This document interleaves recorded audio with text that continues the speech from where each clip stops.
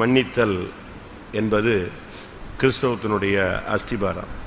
Forgiveness is the foundation of Christianity. பழைய ஏற்பாட்டிலும் மன்னிப்பு பற்றி பல காரியங்கள் சொல்லப்பட்டிருக்கிறது. Even in the Old Testament we read many things about forgiveness. புதிய ஏற்பாட்டிலும் மன்னிப்பு பற்றி பல காரியங்கள் சொல்லப்பட்டிருக்கிறது. The New Testament also tells us certain things about forgiveness. இந்த சுத்திகரிப்பு கூட்டங்களுடைய நோக்கமே தேவனிடத்திலிருந்து நாம் மன்னிப்பை பெறுவது. The sole purpose of this sanctification meetings is that we should obtain the forgiveness of God. மன்னிக்கப்படாமல் கழுவப்படுதல் என்பது நடக்காது. Without being pardoned, the part of being washed is not happened in us. மன்னிக்கப்படாமல் விடுதலை என்பது கிடைக்காது. Without being forgiveness, we will not obtain a deliverance. மன்னிக்கப்படாமல் சுகம் என்பது கிடைக்காது. Without being forgiven, we will not receive healing. இவைகள் அனைத்தும் மன்னிப்புக்குள்ளே மறைந்திருக்கிற சத்தியங்கள். All these are truths that are hidden under forgiveness. மன்னிப்பில் பல தன்மைகள் உண்டு. There are various attributes of forgiveness. மன்னிப்பு கேட்கிறது ஒரு பகுதி. To ask forgiveness is one part. மன்னிப்பது இன்னொரு பகுதி. To forgive is the other part. தவறுவது மனித இயல்பு. It is natural in man to commit errors. ஒரு மனுஷன் தவறு செய்யறது மனித தன்மை. For a man to commit a mistake is natural. ஆனால் மன்னிப்பது தெய்வீகம். But it is divine to forgive. நமக்கு இன்றைக்கு தெய்வீகம் தேவை. Today we need what is divinity. மன்னிப்பு கேட்பது ஒரு சிலருக்கு கஷ்டமாக இருக்கலாம். For some they might feel it hard to ask pardon. மன்னிப்பு கேட்பது என்பது ரெண்டு பேர்ட்ட கேட்க வேண்டியிருக்கிறது. To ask pardon it is to be done with two people. ஒன்று தேவன். One it is with God. மற்றொன்று சம்பந்தப்பட்டவரிடத்தில். While the other the related person. இன்னொரு பகுதியில பார்க்கும்போது on the other side நாம் மன்னிக்க கூடியவர்களாக மாற வேண்டும். We should be those who forgive. இதெல்லாம் உங்களுக்கு ஏற்கனவே தெரிஞ்ச சத்தியங்கள் தான். All these are truths you are already aware of. முதலாவது நாம் எதை செய்தாலும் அது மற்றவர்களுக்குரியதல்ல, அது தேவனுக்கு விரோதமானது என்பதை மனதில் கொண்டு வர வேண்டும். First of all, let us bring into our mind whatever we do, it is not against the others but it is against God. நீங்க ஒரு தப்பு பண்றீங்கன்னு சொன்னா அது சம்பந்தப்பட்டவர்களுக்கு விரோதமானது அல்ல, அதுக்கு முன்னால் அது தேவனுக்கு விரோதமானதுங்கறத முதலாவது ஒரு பெந்தேகோஸ்தே விசுவாசி அறிந்திருக்க வேண்டும். Suppose you commit a mistake or you commit an error, it is not against the related person but it is against God. This is what a Pentecostal believer should first know. தாவீது பத்சேபாளோடு தவறு செய்தான். David committed a error with Bathsheba. அது நமக்கு எல்லாருக்கும் தெரியும். We all know about it. But அத அறிக்கையிடும் பொழுது But when he confesses 51ஆம் சங்கீதம் 4ஆம் வசனம் 51st Psalm verse 4 தேவரீர் ஒருவருக்கே விரோதமாக நான் பாவம் செய்து உமது கண்களுக்கு முன்பாக பொல்லாங்கானதை நடப்பித்தேன். தேவரீர் ஒருவருக்கு விரோதமாகவே நான் பாவம் செய்தேன். Against thee only, O God, have I sinned. இந்த இடத்துல அவன் பத்சேபாளுக்கு விரோதமாய் பாவம் செய்த ஒரு காரியத்தை தான் அறிக்கையிடுகிறார். Here he confesses the matter where he sinned with Bathsheba. அந்த 51ஆம் சங்கீதத்துல முதல் பகுதியில நீங்க வசனங்களுக்கு முன்பாக எழுதப்பட்ட பகுதியை நீங்க படிச்சா உங்களுக்கு புரியும். If you will read the title of the 51st Psalm, you can understand. ஆனா இங்க அவன் சொல்றான், ஆண்டவரே நான் பத்சேபாளுக்கு விரோதமா பாவம் செஞ்சேன் அப்படினு சொல்லல. But here he does not say, O God, I have sinned against Bathsheba. இல்லவிட்டா உரியாவுக்கு விரோதமா நான் பாவம் செஞ்சேன் அப்படினு சொல்லல. He does not say, I have sinned against Uriah. அறிக்கை எப்படி வருது? How does he confesses? தேவரீர் ஒருவருக்கே விரோதமா நான் பாவம் செய்தேன். O Lord, against thee only have I sinned. இத புதிய ஏற்பாட்டில பாக்கும்போது When we come to the New Testament about this, லூக்கா எழுதின சுவிசேஷம் 15ஆம் அதிகாரத்துல Luke's Gospel chapter 15, அங்கே இளைய குமாரனுடைய அறிக்கையை we பார்க்கலாம். read the confession of the prodigal son, 18ஆம் வசனம். verse 18.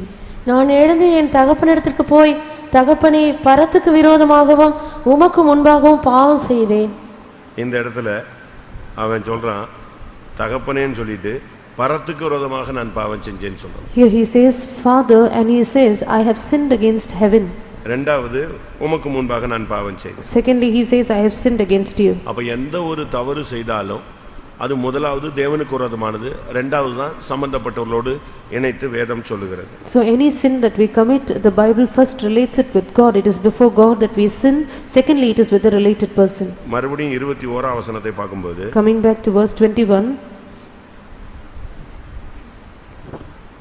குமாரன் தகப்பனை நோக்கி லூக்கா 15:21. குமாரன் தகப்பனை நோக்கி, தகப்பனே, பரத்துக்கு விரோதமாகவும் உமக்கு முன்பாகவும். முதலாவது தன்னுடைய மனதில் முடிவெடுத்தான், இப்பொழுது அதை செயலில் கொண்டு வருகிறார். First of all, he made up his mind. Secondly, he brings it into action. அப்ப நம்ம இப்ப அறிக்கையிட போறோம். Now we are going to confess. என்ன செய்யணும்? What should we do? நாம செஞ்ச தப்பெல்லாம் யாருக்கு விரோதமானது?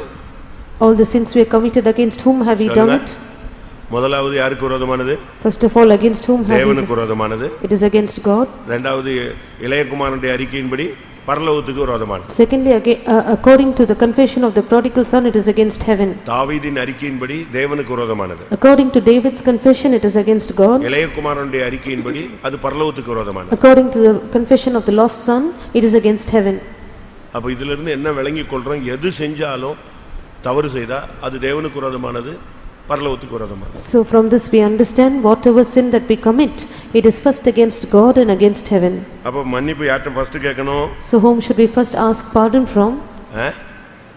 மேல உள்ளவர்ட்ட ஃபர்ஸ்ட் அந்த ஃபைலை க்ளோஸ் பண்ணணும். First of all, we have to close our file with one who's above. அங்க க்ளோஸ் பண்ணிட்ட பிறகு After we have closed it there, இரண்டாவது சம்பந்தப்பட்டவர்ட்ட நம்ம மன்னிப்பு கேட்கணும். secondly, we have to ask pardon from the related person. ஒருவேளை நீங்க தப்பே செய்யாம இருப்பீங்க. Perhaps you have not committed the fault. அப்ப என்ன செய்யறது? So what should you do? நான் போய் மன்னிப்பு கேட்கணுமா? Should I ask pardon?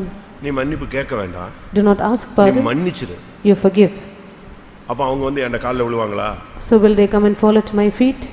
அவங்க விழுகுறாங்களோ இல்லையோ, Whether they fall or not, நீ அவங்கள என்ன செஞ்சிரணும்? மன்னிச்சிடணும். you should pardon them. எத்தனை தடவை மன்னிக்கணும்? How many times should you forgive? சொல்லுங்க. அவங்க ஒரு தடவையும் மன்னிப்பே கேட்கல. They have not asked forgiveness from you even Bible once. சொல்லுகிறது எத்தனை தடவை மன்னிக்கணும்னு சொல்லுது? How many times does the Bible ask you to forgive? 4 9 0 அப்படிதானே? ஏழா எவ்வளவு? 490 தானே? கரெக்ட் தானா? அப்போ எப்பெல்லாம் அது மண்டையில ஃபிளாஷ் ஆகுதோ அப்பெல்லாம் உடனே மன்னிச்சிட்டேன். இது பாஸ்டர் டான் சொன்ன சத்தியம். This was the truth Pastor Don had revealed. He said every time it flashes in your mind, you have to keep on saying, I have pardoned, I have forgiven. Particular party ஒன்னே விட ஸ்ட்ராங்கா இருப்பான். The particular party might be stronger than you. மன்னிப்பு கேட்க மாட்டான். He will never ask pardon. நான் என்ன பண்ணேன்? What fault have I committed? அவன் ஒரு ஸ்கேல் வச்சிருப்பான், இல்லட்டா அவன் ஒரு வெயிட் வச்சிருப்பான். They would have a particular balance on their side. அந்த பேலன்ஸ் தூக்கி வச்சிட்டே நின்னுட்டே இருப்பான். He will hold the balance and he will count it there. ஆனா நமக்கு அது வந்து அடிக்கடி நம்மள டிஸ்டர்ப் பண்ணுது. But this will keep on flashing and disturbing அப்ப us. டிஸ்டர்ப் பண்ணும் பொழுது Each time it disturbs us. இதை குறித்து இயேசுவினிடத்துல பேதுரு பேசுகிறார். St. Peter speaks to Jesus about this concern. மத்தேயு 18ஆம் அதிகாரத்துல Matthew's Gospel chapter 18 21ஆம் வசனம். verse 21. அப்பொழுது பேதுரு அவரிடத்தில் வந்து, ஆண்டவரே, என் சகோதரன் எனக்கு விரோதமாய் குற்றம் செய்து வந்தால் நான் எத்தனை தரம் மன்னிக்க வேண்டும்? 7 தரம் மட்டுமோ என்று கேட்டான். பேதுருவுக்கு சகோதரன் யாரு? Who was the brethren of Peter? எல்லாம் நல்லா கவனிக்கணும், வந்ததே லேட்டு, கவனிங்க. Pay attention. பேதுருவுக்கு சகோதரன் யாரு? Who were Peter's brethren? அந்திரேயா. Andrew. அவனும் ஊழியக்காரன் தான். He was also a servant of God. இப்போ இவன் போய் பக்கத்து வீட்டுக்காரன் எனக்கு விரோதமாய் தவறு செய்தால் நான் எத்தனை தடவை மன்னிப்புன்னு கேட்கல. He did not ask how many times should I forgive if my neighbor sins against me. கூட வேலை பார்க்குற கொலீக்ஸ் தப்பு பண்ணிட்டா நான் என்ன செய்யணும் அப்படின்னு கேட்கல. He did not ask if my colleague will do a mistake against me, what should I do? How many times? கரெக்ட்டா கொண்டு வரார். என் ஆண்டவரே, என் சகோதரன் எனக்கு விரோதமாய் குற்றம் செய்து வந்துகிட்டே இருக்கான், அவன் கண்டினியூ பண்ணிக்கிட்டே இருக்கான். He says, oh Lord, my brethren is continually sinning against me. But ஒரு ட்ரிப் கூட என்ன செய்யல, மன்னிப்பு கேட்க வரல. He has not even come once to ask pardon. நான் இப்போ என்ன செய்யறது? Now what should I do? எத்தனை தடவை மன்னிக்க வேண்டும்? How many times should I forgive? 7 தடவை மட்டுமோ? Only 7 times. அப்ப இயேசு என்ன சொன்னாரு? What did Jesus reply? 70 தடவை. He said 70 times 7. சாப்பிடும்போது திடீர்னு சிந்தையில வந்துரும். When you eat, you might have it in your mind. தூங்கும்போது வந்துரும். Maybe when you're sleeping, you will have it flashing. புறப்பட்டுட்டு இருக்கும்போது வந்துரும். When you're preparing yourself to go சாப்பிடுற நேரத்துல வந்தா சாப்பாடு இறங்காது. At the time when you eat, you will not feel like eating. தூங்க போன நேரத்துல வந்தா தூக்கம் வராது. When you're about to sleep, you will not feel like sleeping. இப்போ அந்த நேரத்துல எல்லாம் நீங்க அதை என்ன செய்யணும்? All those times what should you do? என்ன செய்யணும்? What should you do? மன்னிக்கணும். You should forgive. எப்படி மன்னிப்பீங்க? How will you forgive? இயேசு சொல்றாரு, அறியாமல் செஞ்சிட்டாங்க, மன்னிச்சிருங்கங்கறாரு. Jesus says they know not what they have done, so pardon them. அது யூத ஜனங்கள் தெரியாம செஞ்சுட்டாங்க. The Jews, they were never of all these. நம்ம வீட்ல உள்ளவன் தெரியாமல செய்றான். But those brothers, are they ignorant? நீ 2 பைபிள் வச்சிருந்தா அவன் 7 பைபிள் வச்சிருக்கான். You have 2 Bibles, they have 7 Bibles. அப்ப தெரியாமல செய்றான். So are they ignorant of what they're doing? இதே பிரசங்கம் தான் கேக்குறான். They hear the same message. ஆனா இயேசு சொல்றாரு அறியாமல் செய்தார்கள். Jesus says in their ignorance they have done it. உண்மைதான். It is true. இந்த மன்னிப்பின் புனித தன்மை தெரியாம தெய்வீகத்தின் ஆழம் தெரியாம நடந்து கொள்றதுதான் பாவம். They do not know sin is to walk against divinity, which is they not knowing the depth of divinity. நீங்கள மன்னிக்க வேண்டும். You have to pardon them. ஒருவேளை ஒருத்தன் வந்து மன்னிப்பு கேட்டானா Perhaps somebody comes to ask pardon from you. நீங்க அதுக்கு பிரசங்கம் பண்ண கூடாது. Do not try to preach to them. உன்னை பத்தி தெரியாதா? Don't I know about you? திருப்பி இதே தான் சொல்லிக்கிட்டே இருப்ப. You will keep on repeating this. போ போ போ மன்னிச்சாச்சு போ. You will say, okay, you can go, I have pardoned. அப்படிதானே சொல்லுவீங்க? Isn't that your reply? லூக்கா 17ஆம் அதிகாரம் Luke's Gospel chapter 17 3-4 verses 3 and 4. உங்களை குறித்து எச்சரிக்கையாயிருங்கள். உன் சகோதரன் உனக்கு விரோதமாய் குற்றம் செய்தால் அவனை கடிந்து கொள். அவன் மனஸ்தாபப்பட்டால் அவனுக்கு மன்னிப்பாயாக. அவன் ஒரு நாளில் 7 தரம் உனக்கு விரோதமாய் குற்றம் செய்து 7 தரமும் உன்னிடத்தில் வந்து நான் மனஸ்தாபப்படுகிறேன் என்று சொன்னால் அவனுக்கு மன்னிப்பாயாக என்றார். இது 490 தாண்டி போய்டும் போல தெரியுது. This seems like it will exceed the 490 times. Per day 7 times. 7 times a day. ஒரு நாளைக்கு 7 தரம். 7 times a day. அப்படி பார்த்தா சாகர வரைக்கும் டெய்லி வந்துட்டு காலையில காபி குடிக்கும்போது காபில கொஞ்சம் சர்க்கரையை கூட்டி போட்டேன்ல சாரி மன்னிச்சிருங்க. அதை வைக்கும்போது கொஞ்சம் கொட்டிடுச்சுல்ல மேலே கொட்டிடுச்சோ சோதரம் கவனிக்கல. இப்படி சொல்லிட்டே இருந்தா உனக்கு எப்படி இருக்கும்? If he keeps on following you saying I have the sugar is exceeded in your coffee and I have spilt it while I kept it down and so you pardon me. Pastor T அவர்கள் பேசும் பொழுது When Pastor T speaks about this, அது கொஞ்சம் டிஃபரண்டா இருக்கும். It is a different angle. முதலாவது மன்னித்தல் என்ற சத்தியத்தை பேசும்போது அவர் சொல்றாரு நீ ஃபர்ஸ்ட் தேவனை மன்னிக்கணும்ங்கறாரு. When he speaks about the truth of forgiveness, he says first you ought to forgive God. யார? Whom should you forgive? யார மன்னிக்கணுமா? Whom should you forgive? கடவுளை மன்னிக்கணும்ங்கறாரு. You ought to forgive God. Yeah. Why?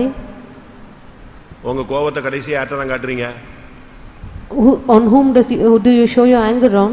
யார் சரியில்லைன்னு சொல்றீங்க? Whom do you say is not right? ஆதாம்ட்ட கேக்குறாரு. He asks Adam. என்ன மகனே இப்படி பண்ணிட்டியே? உடனே அவன் என்ன சொன்னான்? நீங்க பார்த்து கல்யாணம் கட்டி வச்சீங்க இல்லையா ஒரு எலும்பு, அந்த எலும்பு தான் இப்ப என்ன செய்யுது? என்னை எலும்ப விடாம ஆக்கிடுச்சு. When he asked Adam, why have you done like this? He said, the bone that you got me married to. இப்போ கோபம் யார் மேல வருது அவனுக்கு? On whom is he angry on? உங்களுக்கு சுகம் கிடைக்கல, ஜெபிச்சு பாக்குறீங்க, டென்ஷன் ஆகி யார் மேல தான்? ஆண்டவர் என்னை குணமாக்கல, ஆண்டவர் எனக்கு வேலை கொடுக்கல, ஆண்டவர் எனக்கு குழந்தை கொடுக்கல, ஆண்டவர் எனக்கு நல்லது செய்யல. இப்படி அநேகருக்கு யார் மேல கோபம் இருக்கு? இருக்கா? ஆண்டவர் மேல அநேகருக்கு கசப்பு இருக்கு. You try praying, finally when you don't receive a healing, you don't receive a good job, you don't have a child, you immediately have your anger and bitterness against God. என்னெல்லாமோ தப்பு பண்றான், அவன்லாம் நல்லா இருக்கான். People who are committing so many errors are faring well. நான் உண்மையா இருக்கேன், இவர் கண்டுக்கிறதே இல்ல. I am faithful but God does not bother about me. பிரச்சனை அதிகமா இருக்கு. My problems are increasing day by day. எல்லாரும் பரியாசம் பண்றான். People are mocking me. இவர் ஏன் கண்ணை மூடிட்டு இருக்காரு? Why is the Lord closing his eyes? இப்படி எல்லாம் நம்ம பேசுறோமா இல்லையா? Aren't we speaking like this? உங்களுக்கு கோபம் இருக்கா ஆண்டவர் மேல? Do you have your anger against God? அதனால அவர் சொன்னாரு முதல்ல நீ ஆண்டவரை மன்னிச்சிரு. So he says first you forgive God. இரண்டாவது Secondly, உன்னையே மன்னிக்கணும்ங்கற. forgive yourself. யார? Whom do you forgive? உன்னையவே நீ மன்னிக்கணும். You have to forgive yourself. Why? உன் மேலயே உனக்கு கோபம் இருக்கு. You are angry on yourself. படிப்பு வரல. You are unable to learn well. வாழ்க்கை வாய்க்கல. Your life is not proper. நம்மளால ஒண்ணுமே செய்ய முடியல. I am unable to do anything. உனக்கே ஒரு inferiority complex இருக்கு. You are compassed with an inferiority complex. உனக்கு உன் மேலயே நொந்து கொள்ற ஒரு தன்மை இருக்கு. You have an aspect of you feeling very pitiful on yourself. வந்து டம்மு டம்முன்னு முட்டிக்கிடுற. You are angry on yourself. உன் மேலயே கோபம் வந்து தலையில அடிச்சுக்கிறீங்க. You hit upon your head when you are angry on yourself. அப்போ இந்த தான் மேல உள்ள கோபம் தான் ஒருத்தனை தற்கொலைக்கு தூண்டுகிறது. So the anger on oneself instigates a person towards committing suicide. நம்ம இருந்து என்னத்துக்கு? What is the purpose of living? நாம ஒரு உதவாத ஆளு. I am fit for nothing. இப்ப தான் மேல அவனுக்கு பயங்கர காட்டம் வந்திருக்கு. So he is angry on himself now. அது அவனை கொண்டு போய் தற்கொலைக்கு தள்ளி விட்டுது. That leads him towards committing suicide. இப்படி அவர் சொல்லிட்டே வர்றார். Likewise he keeps on speaking. உங்களுக்கு அப்படி ஏதாவது இருக்கா? Do you have any such feeling? இன்றைக்கு இந்த கூட்டத்துல நீங்க சரியான ஒரு மன்னிப்பை நீங்க பிராக்டீஸ் பண்ணணும். Today in this meeting you have to train yourself, practice on the right forgiveness. முதலாவது நீ செய்த ஒவ்வொரு தப்பும் பரலோகத்துக்கு விரோதமானது. First of all, every sin you have committed is against heaven. இரண்டாவது தேவனுக்கு விரோதமானது. Secondly, it is against God. மூன்றாவது நீ தேவனை மன்னிக்கணும். Thirdly, you have to forgive God. நாலாவது உன்னையே மன்னிக்கணும். Fourthly, forgive yourself. ஐந்தாவது நீ சம்பந்தப்பட்ட ஆள்கிட்ட மன்னிப்பு கேட்கணும். Fifthly, you have to go and ask pardon from the related person. ஆறாவது Sixthly, நீ அவங்கள உனக்கு விரோதமா யாரெல்லாம் என்னெல்லாம் செஞ்சாங்களோ அவங்கள மன்னிச்சிரணும். you have to pardon all those who have worked against you. செய்ய முடியுமா இதெல்லாம்? Are you able to do all these? மன்னிச்சிட்டேன்னு சும்மா சொல்லக்கூடாது. Do not just make it in words. இது எல்லாத்தையும் கொண்டு போய் கிறிஸ்துவின் சன்னிதானத்துல வச்சிட்டு மன்னிக்கணும். Place all these in the presence of Christ and pardon them. கொரிந்தியர்ல சொல்லி இருக்கிறது. In the Corinthians he says, ஒரு பிரச்சனை அந்த சபையில உண்டானது. there was a problem in the church. ஒரு ஆள் தப்பு பண்ணிட்டான். There was one man who committed a fault. 2 கொரிந்தியர் 2:10 பார்க்கும்போது 2 Corinthians chapter 2 verse 10. எவனுக்கு 2 கொரிந்தியர் 2ஆம் அதிகாரம் 10ஆம் வசனம். எவனுக்கு நீங்கள் மன்னிக்கிறீர்களோ அவனுக்கு நானும் மன்னித்திருக்கிறேன், மேலும் எதை நான் மன்னித்திருக்கிறேனோ அதை உங்கள் நிமித்தம் கிறிஸ்துவனுடைய சன்னிதானத்திலே மன்னித்திருக்கிறேன். எங்க மன்னிக்கணும்? Where should you pardon? இன்னைக்கு நீங்க இந்த ஹால்ல கிறிஸ்துவின் சன்னிதானத்துல உங்களுக்கு விரோதமா யாரெல்லாம் பேசினானோ, நினைச்சானோ, அடிச்சானோ, இழுத்தானோ, கேவலப்படுத்தினானோ, என்னெல்லாம் பண்ணானோ அவ்வளத்தையும் கிறிஸ்துவின் சன்னிதானத்துல நெஞ்சிரணும், மன்னிச்சிடணும். Today in this hall, in the presence of Christ, all those who spoken against you, has worked against you, has mocked you and has smote you, and whatever people have done against you, pardon them in the presence of Christ. ஒரு சிலர் நினைக்கிறாங்க நம்ம மன்னிப்பு கேட்டா போதும் மத்தவங்கள மன்னிக்காம போயிரலாம்னு யோசிக்கிறாங்க. Some have this thought that it is sufficient if we ask pardon, there is no need for us to forgive the Bible others. சொல்லுகிறது நீ மன்னிக்கலனா உனக்கு என்ன கிடையாது? மன்னிப்பு கிடையாது. The Bible says if you do not forgive, you do not have forgiveness. எப்படி மன்னிக்கணும்? How should you forgive? சொல்லுங்க. எப்படி மன்னிக்கணும்? How should you forgive? மத்தேயு 6:15ல என்ன சொல்லி இருக்கு? Matthew 6:15, what does it say? 14-15 verses 14 and 15. மனுஷருடைய தப்பிதங்களை நீங்கள் அவர்களுக்கு மன்னித்தால் உங்கள் பரமபிதா உங்களுக்கும் மன்னிப்பார். நீங்க மத்தவங்க பாவத்தை மன்னிச்சா பரமபிதா உங்களுக்கு மன்னிப்பார்.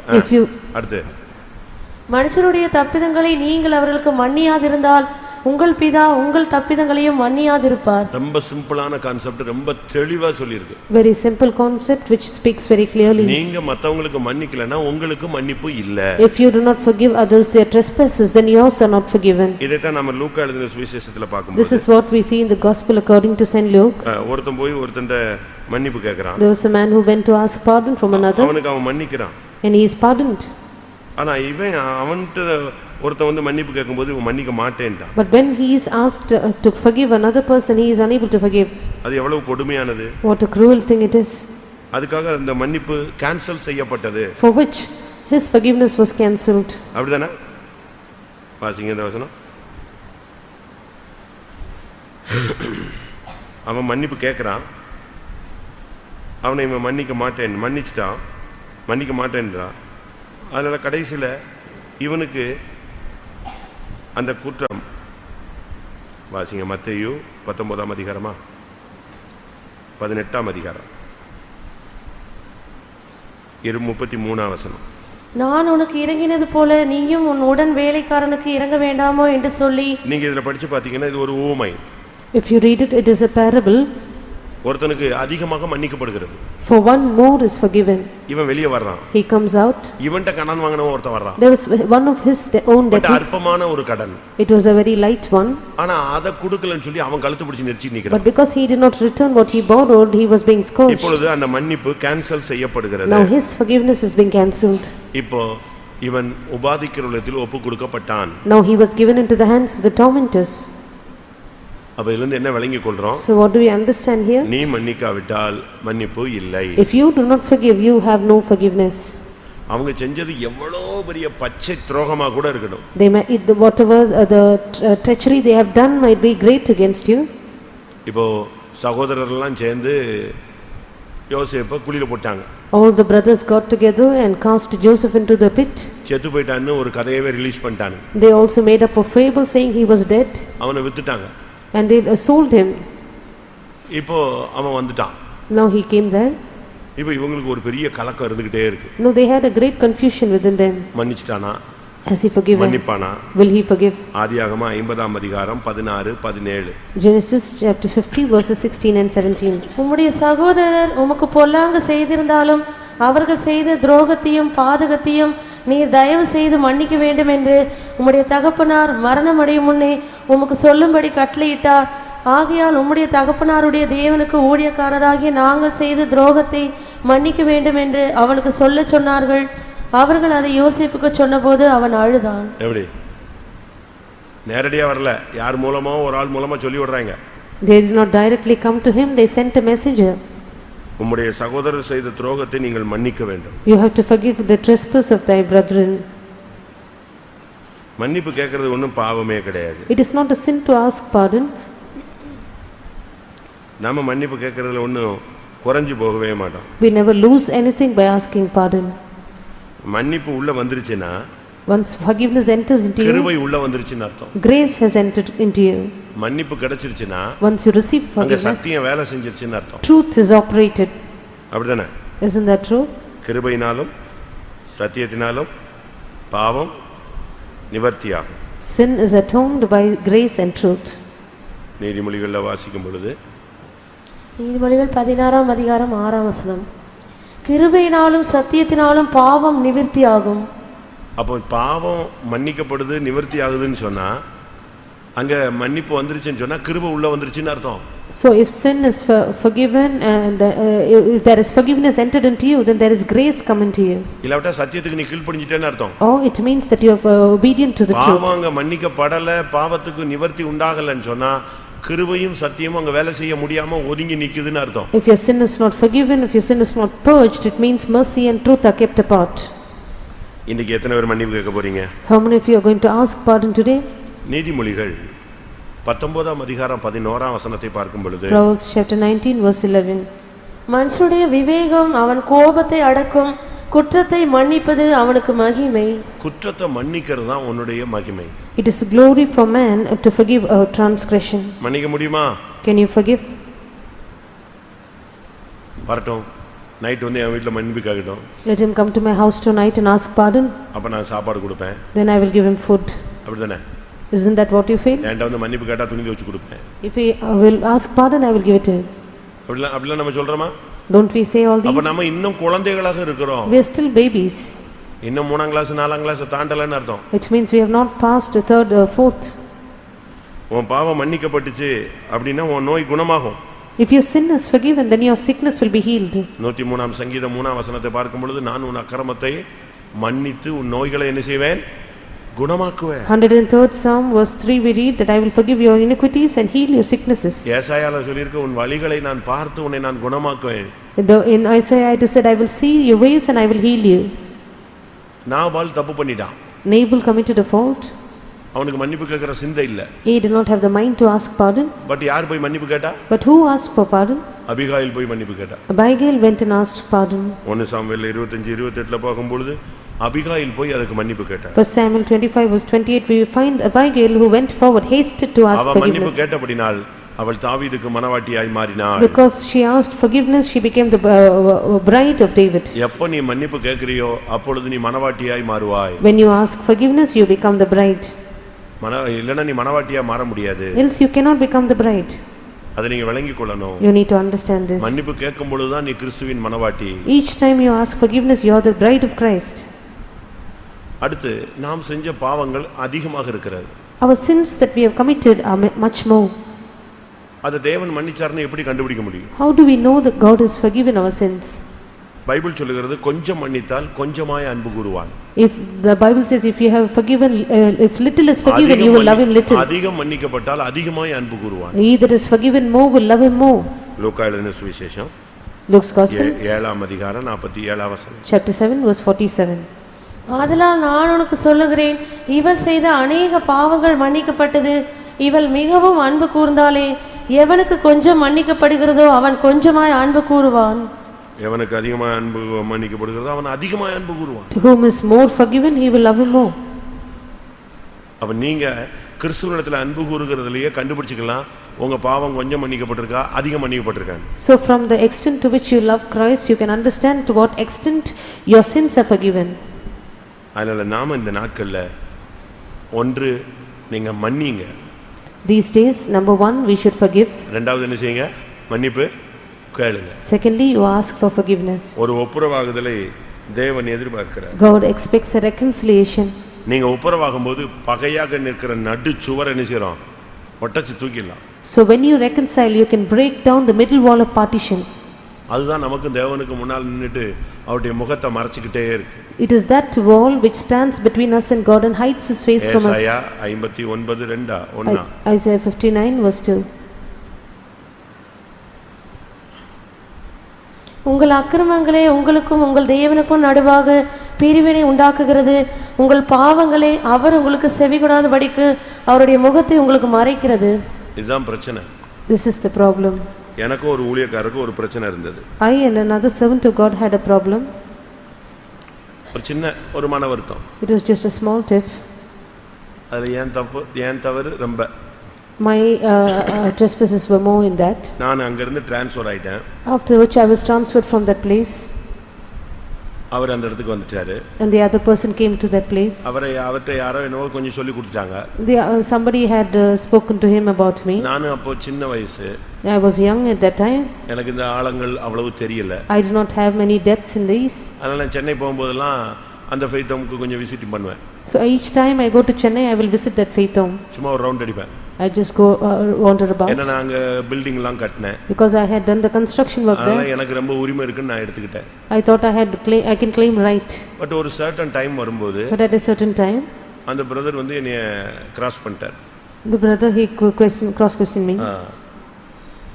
அது எனக்கு தாங்கவே முடியல.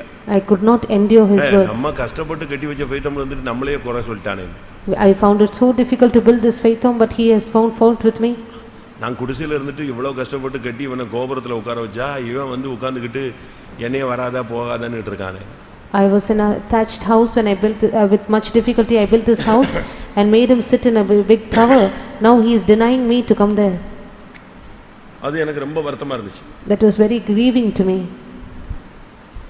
நான் ரொம்ப டஃப் ஆயிட்டேன்னு சொல்லி அவருக்கும் தெரிஞ்சிருச்சு. He knew that I was very hard on my side. நான் 2-3 பேர்ட்ட சொல்லி புலம்புனேன். இப்படி பண்ணிட்டான் என்ன இப்படி பண்ணிட்டான். இவன் அந்த சர்ச்சிலே இருக்க விடாம ஆக்கிடுவேன். இப்படிலாம் எனக்குள்ள ஒரு பொல்லாத ஆவி உள்ள வந்துச்சு. I also shared it with 2 or 3 people and said this is what he has done to me, and I also lamented to others saying I should do something to tip. ஒப்புரவாகுதலுக்காக ஒரு ஓபன் கன்ஃபஸ் பண்றேன் நான். This is my open confession for a reconciliation to happen. அப்ப எனக்கு ரொம்ப tension. So I was very tense. அப்ப 2-3 பேர்ட்ட என்னுடைய துக்கத்தை நான் ஷேர் பண்றேன். I shared my grief with 2 or 3 people. அவங்க எல்லாம் இல்ல நீ அவசரப்படாத அமைதியா இரு. அவன் ஏதோ புத்தி இல்லாம பண்ணிட்டான் அப்படி இப்படின்னு என்னைய கொஞ்சம் வண்டியை டவுன் பண்ணி கூல் டவுன் பண்றாங்க. They all advised me and they tried to cool me down saying no, he is being hasty, he is being silent. எனக்கு வந்து வருத்தம் ஜாஸ்தி. But my grievances were more. But அந்த சர்ச் சார்புல என்கிட்ட கொஞ்சம் காசு எல்லாம் இருந்துச்சு. I had certain money on relating with that church. அடுத்த ட்ரிப் பாக்கும்போது மொத்த காசையும் அவன் கையில கொடுத்துட்டேன். When next time I met him, I gave him all the money that I had with me. நீ தர போட்டுக்கோ கட்டிக்கோ என்னத்தையா பண்ணிக்கோ வச்சுக்க ஆளை விடு. You lay the floor or whatever you want to do, you can do with your this money. இதனால ரெண்டு பேருக்கும் டிஸ்டன்ஸ் போயிட்டே இருக்கு. Because of which we held a distance between each other. அப்ப நான் டென்ஷன் ஆனது ஒரு சிலர் கேட்டிருப்பாங்களோ என்னவோ தெரியல. அது அவருக்கு போய் அவர் என்னைய வந்து எப்படியாவது பேசிஃபை பண்றதுக்கு ட்ரை பண்றாரு. So through someone who had known that I was tense, they made it known to him that he tried to pacify me of my anger. அதுக்கு பிறகு ரெண்டு பேரும் சந்திக்கும் போதெல்லாம் அவர் சாரி அப்படிம்பாரு. Each time we meet, he would ask pardon. பரவாயில்லன்னு சொல்லிட்டு நானும் விட்டுருவேன். ஆனால் ரெண்டு பேருக்கும் அந்த கசப்பை நெஞ்சிக்கிட்டே இருக்கு, கூடிக்கிட்டே இருக்கு. I would say it is okay and I will just go on, but inside us the bitterness kept increasing. ஒரு டைம் வரும்போது At a particular time, அவர் வந்து என்கிட்ட மன்னிப்பு கேட்டாரு. he came to me and asked pardon. மன்னிப்பு கேட்டுட்டு சொன்னாரு. After asking pardon, he said, நான் சொன்னதெல்லாம் தப்பு தான். all that I spoke is wrong. ஃபெய்த்தம் வாங்க. You come to the faith home. உங்க ஃபெய்த்தம் தானே, நீங்க வாங்கல. It is yours, you can come there. எனக்கு அப்போ வந்து வயசுலாம் ரொம்ப கம்மி. I was very young at the time. இப்போ வந்து என் இன்ஜின் வந்து ஒரு 40% ஒர்க் பண்ணல. அப்போ வந்து 100% ஒர்க் பண்ண டைம். Now ஃபுல் ஸ்பீட்ல இருந்த time. Now my engine is not working for நான் 40%. இப்போ 40% தான் இருக்கிறேன். ஃபுல் ஸ்லோ டவுன் பண்ணி வச்சிருக்கேன் என் வண்டியை. I've come down to a greater extent. At the time I was 100% working. Posting ஏற நான் ஏர் பிரேக்கு இன்னும் கொஞ்சம் புது பிரேக் எல்லாம் அப்ளை பண்ணிக்கிட்டே வரேன். As I increase on my posting, I am applying new kinds of brakes in my life. அப்ப நான் சொன்னேன் மன்னிச்சிடுறேன். I said பட் இந்த ஃபெய்த்தம் வர்ற சப்ஜெக்டை என்கிட்ட இனிமே நீ பேசவே பேசாத. I said I will forgive but never speak to me about coming back to this நீ faithum again. இருக்கிற வரைக்கும் செத்தா கூட அந்த ஃபெய்த்தம் பக்கம் வர மாட்டே. நீ போயிடு. Until you are there in that place, even if I die, I will not come to the faithum. மனுஷிகத்துல அப்படி பேசினேன். In my human nature, this is what I spoke. தப்பு. It was wrong. கடைசில என்ன ஆச்சு? Finally what happened? அவ திருப்பி என்னை எப்பெல்லாம் ஏன்னா வாரம் நாங்க எல்டர்ஸ் மீட்டிங்ல பார்த்தே ஆகணும். So each elders meeting we have to meet.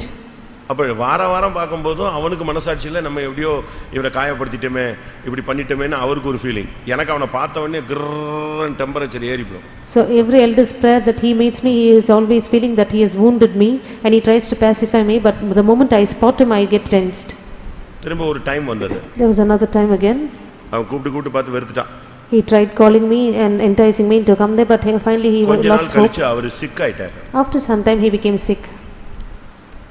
சிக்கான உடனே எல்லாரும் சொன்னாங்க நீ போய் பாரு. So everyone advised me to go and visit him. நான் தான் அந்த ஃபெய்த்தம் போக மாட்டேன்னு சொல்லியிருக்கேனே. I have எனக்குள்ள ஒரு ஆவி போராடுது.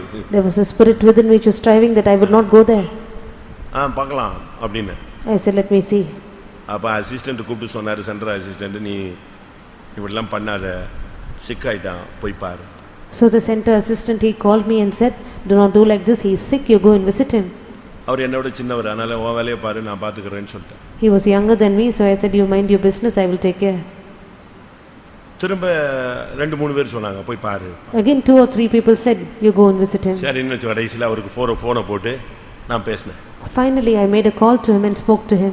நான் வர்றேன் உன்னை பார்க்க. I am coming to see you. உடனே அவர் அவ்வளவு பத்தி சொல்லிட்டாரு. Immediately he made it known to everyone. என்னை பார்க்க துரை வர்றான்னு சொல்லிட்டான். He is coming. இன்னைக்கு வர்றாரு உடனே அப்போ இருந்து ஒரே புலம்பல் மாதிரி ஆகி போச்சு. நான் பார்க்க வரேன். நான் எங்க போனேன்? The very moment he made it known to everyone that I was going to visit him, but I did not go. நான் போகவே இல்லை. I never went. அப்ப எல்லாத்தையும் சொன்னாங்க. சரி ரைட் விடுன்னு சொல்லிட்டேன். So everyone came to me and said that he said I was coming there. அப்ப நான் அரக்கோணத்துல இருக்கேன். I was at Arakonam at that time. இந்த ஏரியா தான். It is in that area. திரும்ப சொன்னாங்க நீ போய் பாரு. Again they advised me to go and visit him. Condition மோசமா இருக்கு. The condition is going worse. என் ஹார்ட் நேத்து சொன்ன மாதிரி கல்லு மாதிரியே தான் இருந்துச்சு. As I mentioned yesterday, my heart was like a stone. மறுபடியும் அவரை கொண்டு போயிட்டாங்க, அடையார் கொண்டு போயிட்டாங்க. Afterwards they took him to Adayar. அப்பவும் நான் போல. Even then I did not go. அப்போ ஒரு நாள் கூப்பிட்டு சொன்னாங்க. So one day they called me and said, நீ காலத்துக்கும் மனஸ்தாபப்படுவ. You will repent for years together. ரொம்ப கஷ்டப்படுவ. You will feel hard. நீ ரொம்ப ரஃப்பா இருக்க. Because you are very tough. இத மாத்திக்க. Change yourself. காலத்துக்கும் கஷ்டப்படாம இருக்கிறதுக்கு நீ மரியாதையை போய் பாரு. That you might not be grieving for years together, you better go and visit him. ஆனா எனக்கு அந்த தெய்வீகம் இல்ல. I did not have the divine nature in me at the time. அது பெரிய தப்பு.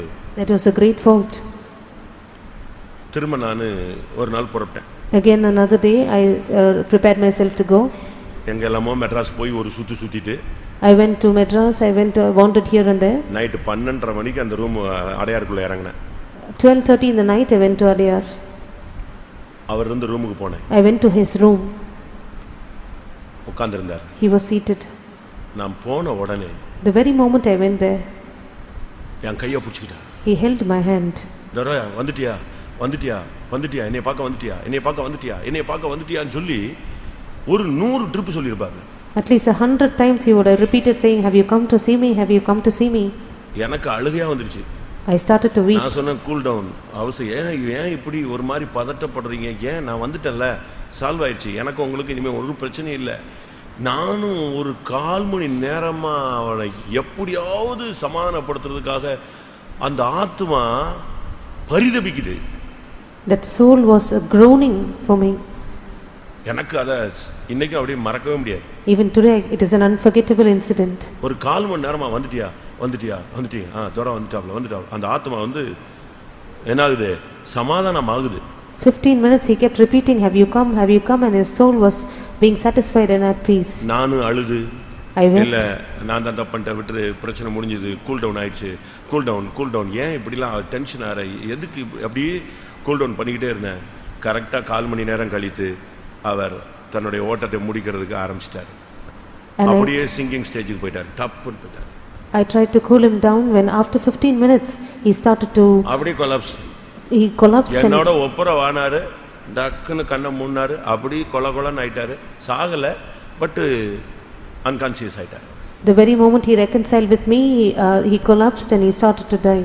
திருப்பி நான் கிடந்து, நானும் கூட இருந்த பசங்க எல்லாம் சேர்ந்து தூக்கி எடுத்து படுக்க வச்சு, அது ஒரு 2 மணி நேரம் நான் செஞ்ச தப்புக்கள்லாம் அங்கே இன்னைக்கு எனக்கு என்ன கொடுத்தாரு ஆண்டவர், பணிவிடை செய்ய வச்சாரு. For all the mistakes I committed for 2 hours, the Lord made me to serve him.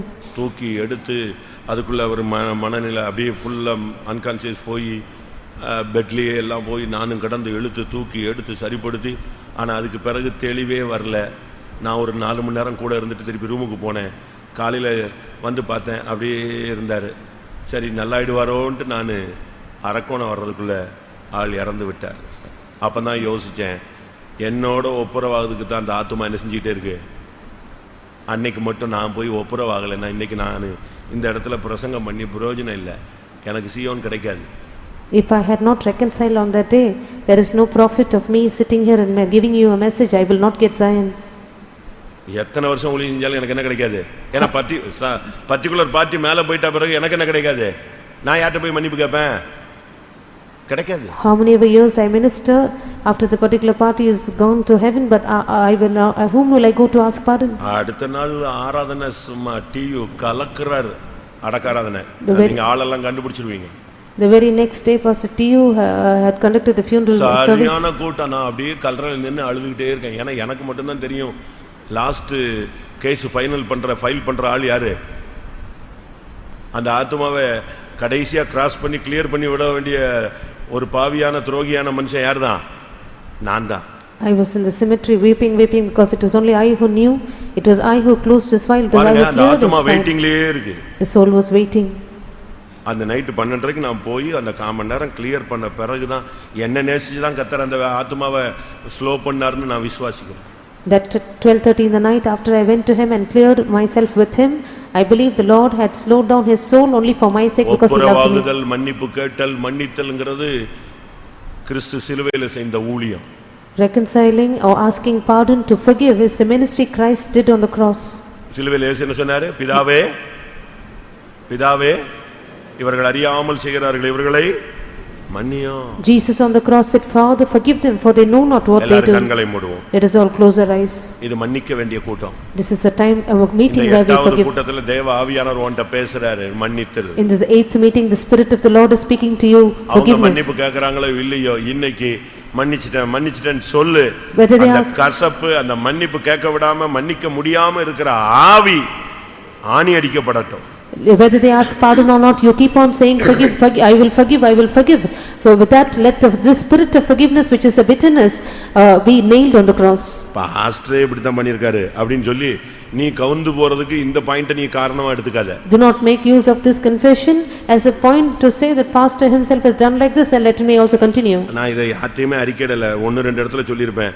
எனக்கு அறிக்கை செஞ்சாலாவது எனக்கு அதுல ஒரு மீட்பு கிடைக்குமான்னு நான் பேசிட்டு இருக்கிறேன். 1 or 2 places I would have mentioned this, but I confess this openly to have a redemption on my side.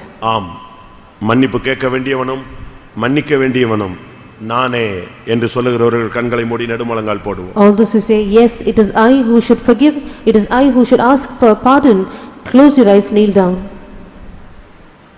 வாயை திறங்க, Open your mouths, சத்தமிடுங்க, cry out aloud, சிந்திச்சு பாருங்க. you examine yourself. உங்க சைடுல உள்ள நியாயத்தெல்லாம் கர்த்தர் காண்கிறார். The Lord sees the justice on your side.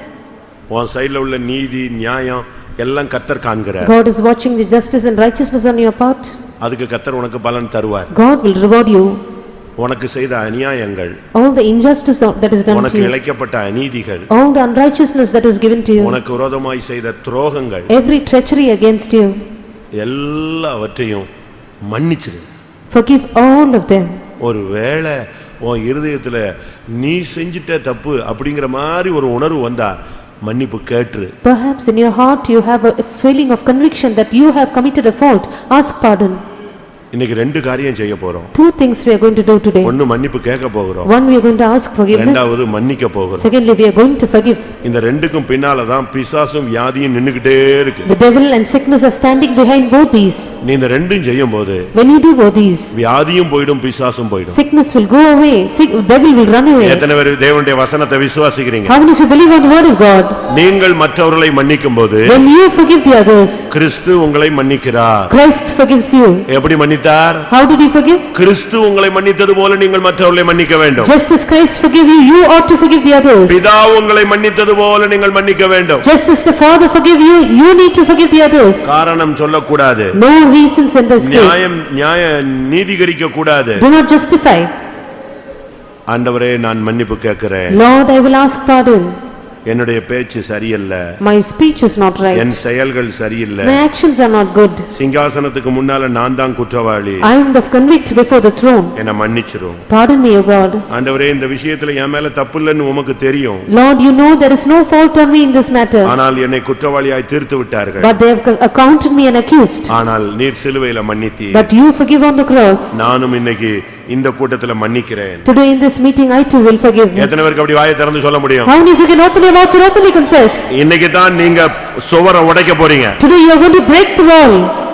பகையாக நிற்கிற நடுச்சுவரை தகர்க்க வேண்டிய ஆள் நீதான். It is you who should break the middle wall of partition.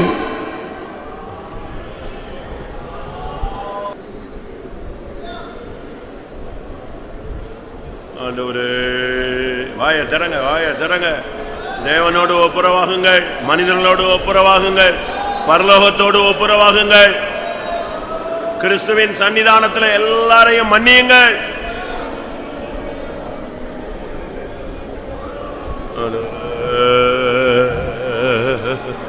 ஹல்லேலூயா, ஹல்லேலூயா, ஹல்லேலூயா. ஆமென், ஆமென், ஆமென், ஆமென், ஆமென். ஹல்லேலூயா, ஹல்லேலூயா, ஹல்லேலூயா. நீங்கள் மன்னிக்கும் பொழுது சாத்தானுடைய தலையை நசுக்குகிறார். நீங்கள் மன்னிக்கும் பொழுது அவனுடைய வல்லமை அழிக்கப்படுகிறது.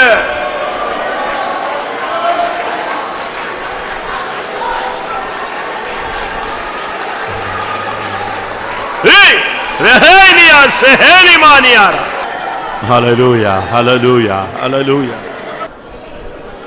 இன்றைக்கு கர்த்தர் உன் வாழ்க்கையில் ஒரு முக்கியமான நாளாய் வைத்திருக்கிறார்.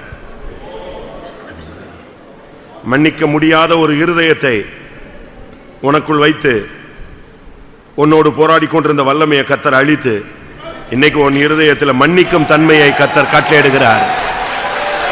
ஹல்லேலூயா, ஹல்லேலூயா. வாயை திறந்து சொல்லு, கிறிஸ்துவின் சன்னிதானத்தில் மன்னிக்கிறேன். ஓ ரபக ரபக ரபக திரபக திர.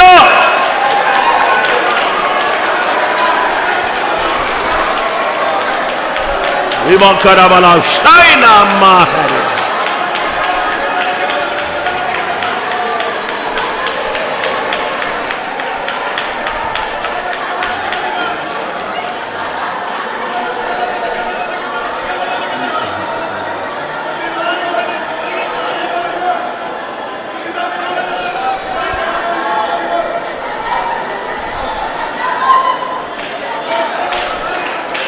Hallelujah. Hallelujah. Bakara bakara bakara bakara bakara. Urane sehelimania rahala.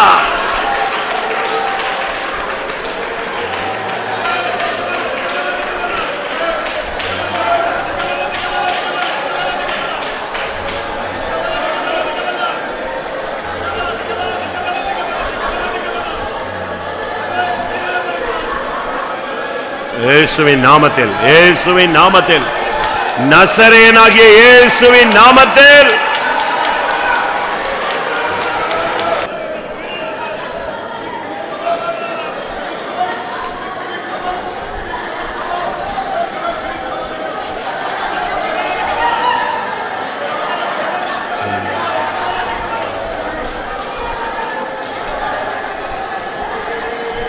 Hallelujah.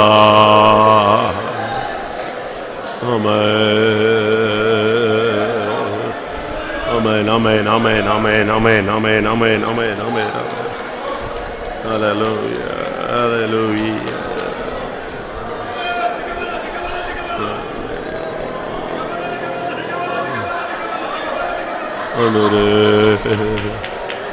Amen, amen, amen, amen, amen. Urabaniya rabalat. ஆமா. உங்களை எத்தனை பேர் இருதயத்தில் குத்தப்பட்டிருக்கிறீர்கள்? நான் இத்தனை வருஷமாக இந்த காரியங்களை மனசுல வச்சுக்கிட்டே இருந்தது தப்பு தான். எவ்வளவோ சத்தியம் கேட்டும் கூட நான் மன்னிக்காம இருந்தது தவறு. இன்னைக்கு நான் கர்த்தருடைய சன்னிதானத்தில் அதை மன்னிக்கிறேன். எத்தனை பேர் அப்படி முடிவெடுத்திருக்கீங்க? உங்களுடைய வலது கரத்தை உயர்த்துங்க பார்க்கலாம்.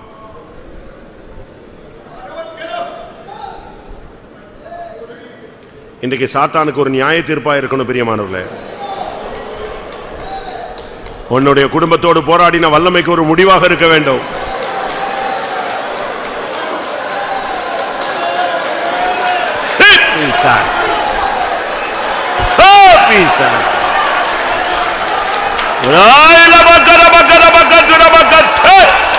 ஊழியத்துக்கு விரோதமான ஆவி முடிவுண்டாகட்டும்.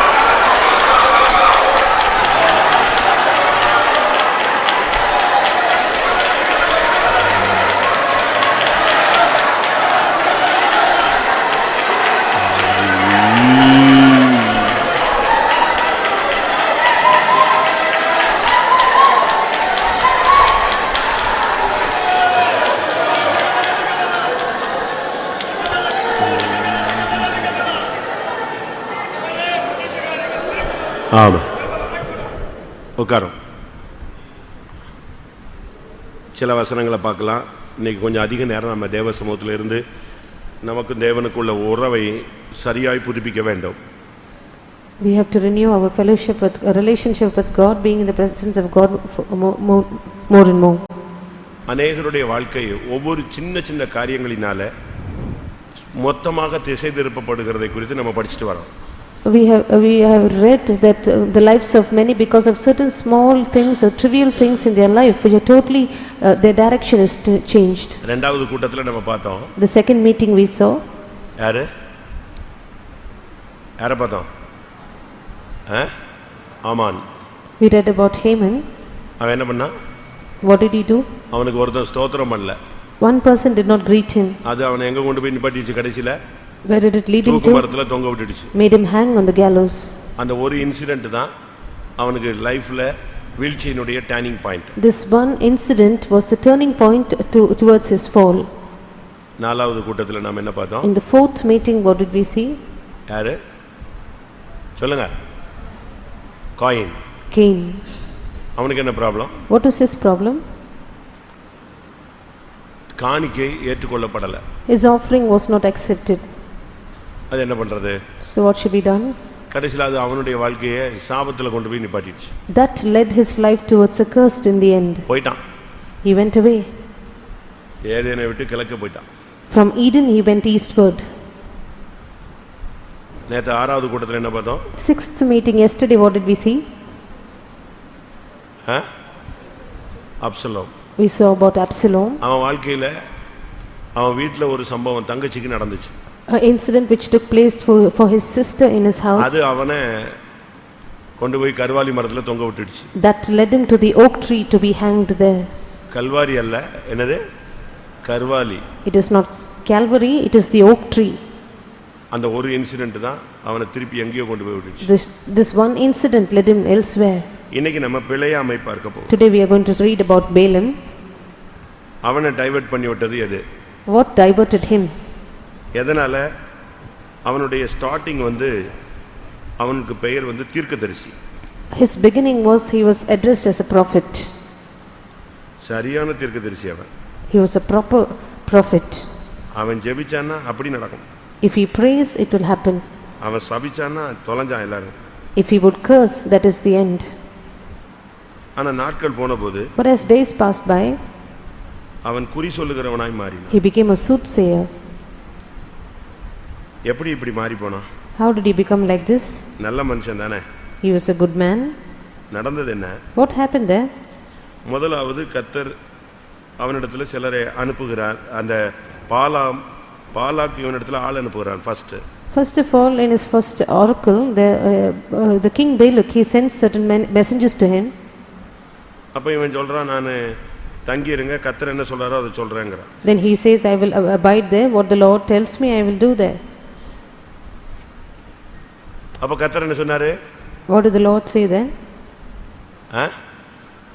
என்னாகமம் 22ல 8ஆம் வசனம். Numbers chapter 22 verse 8. அவன் அவர்களை நோக்கி, ராத்திரிக்கு இங்கே தங்கி இருங்கள், கர்த்தர் எனக்கு சொல்லுகிறபடியே உங்களுக்கு உத்தரவு கொடுப்பேன் என்றான். அப்படியே மோவாபின் பிரபுக்கள் பிலேயாம் இடத்தில் தங்கினார்கள். இங்க அவங்க கிட்ட சொல்றான், நான் ஒரு ட்ரிப் ஜெபிக்கிறேன், கர்த்தர் என்ன சொல்றாரோ அதை சொல்றேங்கறான். Here he tells them, I will pray, what the Lord tells me that I will tell you. 12ஆம் வசனத்துல கர்த்தர் சொல்றாரு, நீ போகாத, நீ சபிக்க வேண்டாம், விட்டுருன்றார். Verse 12, the Lord says, do not go, do not curse them. அவன் காலையில எழும்பி அவங்களை அனுப்பிட்டான். Early next morning he sent them away. இப்ப மறுபடியும் அந்த பாலாக் திருப்பி ஆள அனுப்புறான். Now Balak sent again princes to him. நான் இன்னும் கூட கொஞ்சம் காசு தரேன், I give you much more money, இன்னும் ரொம்ப உங்களை கனம் பண்றேன், I will honor promote you, நீங்க வாங்க. you come.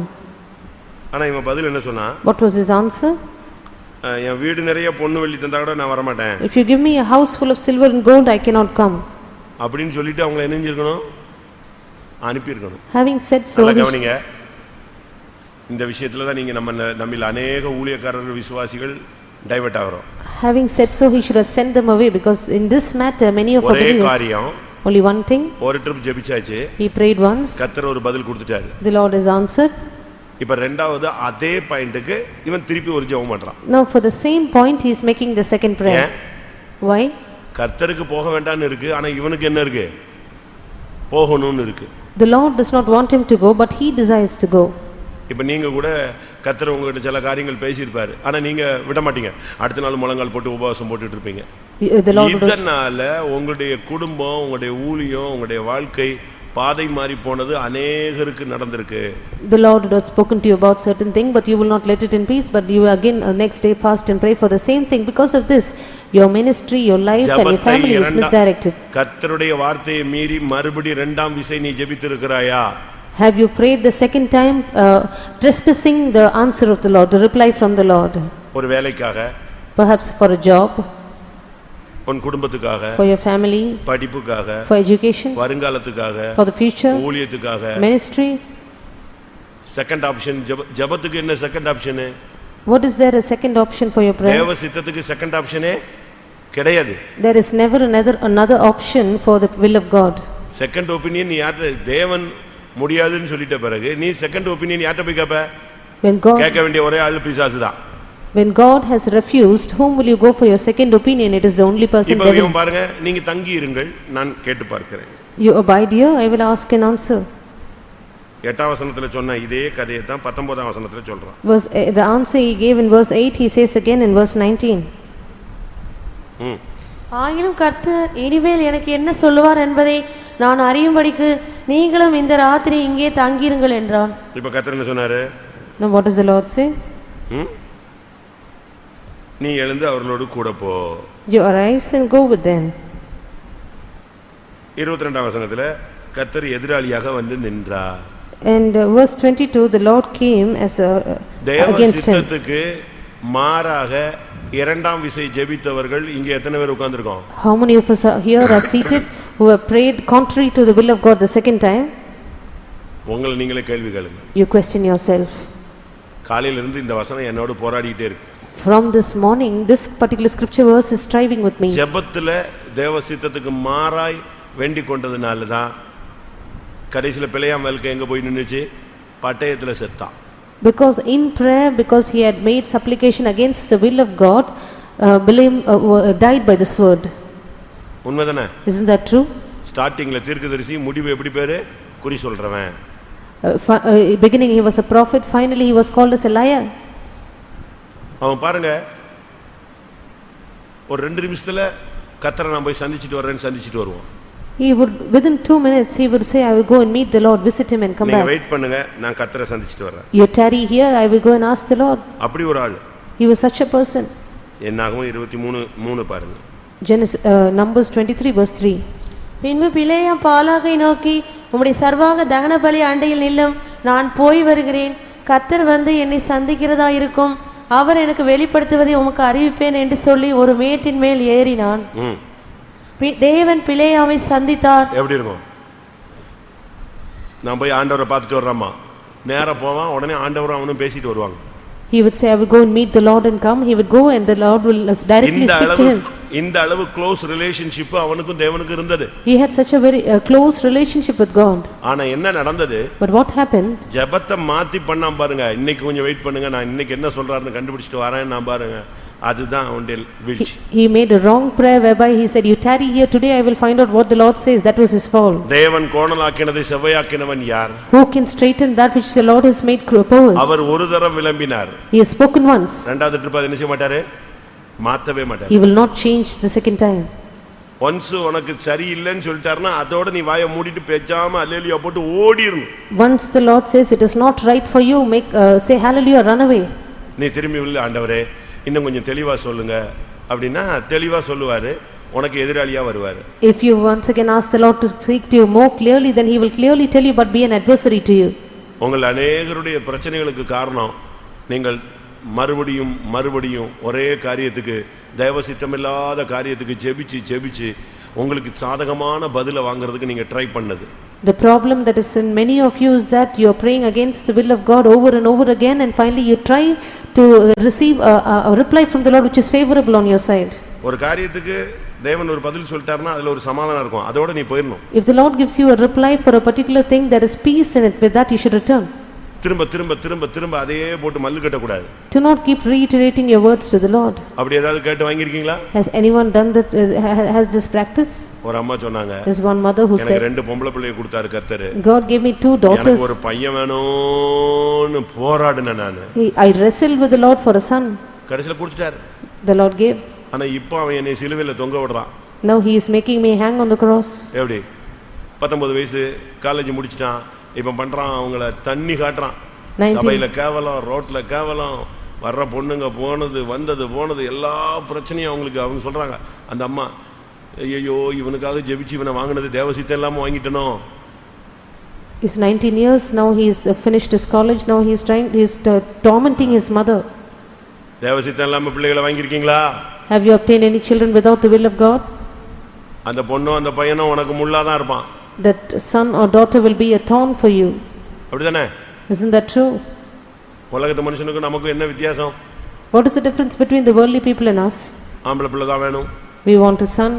அப்படிதானே கேக்குறோம். That is what we ask. பெண்டிகாஸ்ட்ல என்ன நீங்க பெண்டிகாஸ்ட்ல சத்தியத்தை கத்துக்கிட்டீங்க? What kind of a truth have you learnt in the Pentecost? நீ செகண்ட் ஆப்ஷன் கேட்டது வாங்குனது எல்லாம் இப்போ உனக்கு முள்ளா மாறுது. The second option that you asked the Lord for and asked receive from him is becoming a thorn for you now. அப்படிதானே? Isn't that true? ஒரே ஜெபம்தான். Only one prayer. கர்த்தர்ட்ட கேட்டான். He asked the Lord. நீ போகாத உன் வேலைய பாருன்ட்டாரு. The Lord said, do not go, mind your business. அடுத்த நாள் அதே ஆள் வர்றான். Very next day the person இவர் came. திரும்பி ஒரு ஜெபம் பண்ணுவாரு. He tries to beg the second prayer. இப்போ என்ன கேட்ட மாதிரி கேக்குது? Now how does he hear? நீ போ அப்படினு சொன்ன மாதிரி கேக்கும். He hears as if the Lord asked him to go. அப்படிதானே? Isn't that true? ஏன்னா உன் மைண்ட்ல வந்துருச்சு போணும். Because your mind says you want to go. இவ்வளவு காசு கொண்டு வந்துட்டானே. He's brought so much of money. என்ன பண்றது? What to do? அப்படியே அலமோது சலனப்படுகிறது உன் புத்தி. Your mind is twisting and turning. இப்போ என்ன ஆயிப்போச்சு? Now what happened? கிளம்பி போறான். He prepares to கிளம்பி go. போனா யாரு குறுக்க வந்து நிக்கிறா? தேவதூதன் பட்டயத்தோட வெட்டறதுக்கு நிக்கிறான். The angel of the Lord stands with the sword to slay him. அப்பமாவது நீ புரிஞ்சுக்கணும், நீ போறது என்னது? தேவசித்தம் இல்ல. At least at that time you should understand it is not the will of God to proceed. தேவ சித்தத்துல சிலுவையில தொங்கறதா இருந்தாலும் கலக்கம் வராது. Even if you have to hang on the cross according to the will of God, you will not be troubled. நான் திரும்பவும் சொல்லுகிறேன். I repeat. நீ சிலுவையில தொங்கறது தேவ சித்தமானால் சிலுவையில தொங்க போறேன்னு சொன்னா கூட உனக்கு கலக்கமே என்ன செய்யாது, அசைவே வராது. If it is the will of God that you have to hang on the cross, even if you are going to hang on the cross, you will not be shaken. ஆனா தேவ சித்தம் இல்லன்னா உனக்கு கலக்கம் இருந்துட்டே இருக்கும். If it is not the will of God, you will keep on be troubled. இவனும் கழுதையும் நடு ரோட்ல உட்கார்ந்து பேசிட்டு இருக்கான் பைத்தியக்கார மாதிரி. யார்ட்ட பேசுறான்? கர்த்தர்ட்ட பேசுறதை விட்டாச்சு, மனுஷன்ட்ட பேசுறதை விட்டாச்சு. யார்ட்ட பேசிட்டு இருக்கான்? நம்ம ஆளுங்க கூட வீட்டுல நாய் பூனை எல்லாம் வளர்த்துக்கிட்டு ரொம்ப பேரு நாய்ட்ட கொஞ்சிக்கிட்டு நாய்ட்ட பேசிக்கிட்டு இருக்கான். He is now speaking with the ass. He stopped talking with the Lord with man. Now he is talking with the ass. Like our people who are petting dogs and cats in their houses, speaking with them. ஒரு 1:30 மணிக்கு ஒரு phone. 1:30 in the night I received a phone call. ஓன்னு அழுகுது அந்த பொண்ணு. The daughter was crying. என்னடா 1:30 மணிக்கு அழுதா என்ன நீங்க போன் எடுத்துட்டு ஒரு பாஸ்டர்ட்ட நைட் 1:30க்கு எடுத்துட்டு அழுதா என்ன நினைப்போம்? 1:30 in the night, if you receive a phone call, somebody is weeping over the phone, what will you think? புருஷன் செத்துட்டானோ, அம்மா செத்துட்டானோ, அக்கா செத்து, யார் செத்தாலோன்னு நம்ம ரொம்ப பயங்கரமா என்னம்மான்னா பிங்கிக்கு சுகம் இல்லை. Who is Pinki? வீட்டில் வளர்க்குற நாய் சீரியஸ் ஆயிடுச்சு. 1:30 மணிக்கு பாஸ்டர் டிவைன் ஹீலிங் நடத்துவாரா? எங்க நீ பெந்தேகோஸ்ல இருக்கிற நீ? What kind of Pentecost are you? Pastor ஜோயல்ட்ட ஒருத்த நைட்டு ஃபோன் பண்ணானா 2:30 மணிக்கு. A person made a phone call to Pastor Joel 2:30 in the night. அவர் தட்டப்பட்டாரு எழுப்பிட்டாரு. He woke up with a start. Pastor நீங்க ஒரு பாட்டு பாடுனீங்களா, அது ரொம்ப நல்லா இருந்துச்சு, அந்த பாட்டை இப்போ ஒரு ட்ரிப் பாடுங்களே. Pastor, you sang a song which is very nice, why can't you sing it once more? எத்தனை மணிக்கு? What time? நைட் 2:30 மணிக்கு. 2:30 in the night. அன்னையோட செல்லை தூக்கி பலிபீடத்துல வச்சாரு. இனிமே இந்த செல்லே நம்ம கிட்டே வரக்கூடாது, தூக்கி போடுறாங்கன்னு சொல்லி அன்னையோட சாகர வரைக்கும் செல்லை யூஸ் பண்ண விட்டார். ஏன்னா இவன் நைட் 2:30 மணிக்கெல்லாம் நாய் சோகம் இல்லைங்கிறான், பேய் சோகம் இல்லைங்கிறான், அடுத்து பாட்டு பாடுங்கிறான், இனி டான்ஸ் ஆடுமா. நிலவரம் எப்படி போகுது விசுவாசிகள்? What is the state of our believers? நீ ரெண்டாவது ஆப்ஷன் ஜபத்துல வச்சிட்டதுனால இன்னைக்கு கர்த்தர் உனக்கு நினைப்பூட்டுகிறார். அதுதான் இந்த பிரச்சனைகளுக்கு எல்லாத்துக்கும் காரணம். Because you have a second option in prayer, the Lord is reminding you that it is the reason. உன் மைண்ட் அங்க கொண்டு போ. Take your mind there. எந்த இடத்துல நீ மிஸ் பண்ணிட்டேன்னு பாரு. See where you have missed out. எந்த இடத்துல உனக்கு டைவர்ட் ஆயிடுச்சு, பிரச்சனை எங்க ரிலீஸ் பண்ணதுன்னு பாரு. Spot out where you diverted, where the problem is released. இப்ப யார்ட்ட பேசிட்டு இருக்கான் உட்கார்ந்து ரோட்ல? Now where is he speaking to? Whom is he speaking to? யார்ட்ட? To whom? அக்காட்டையா? To his sister? யார்ட்ட?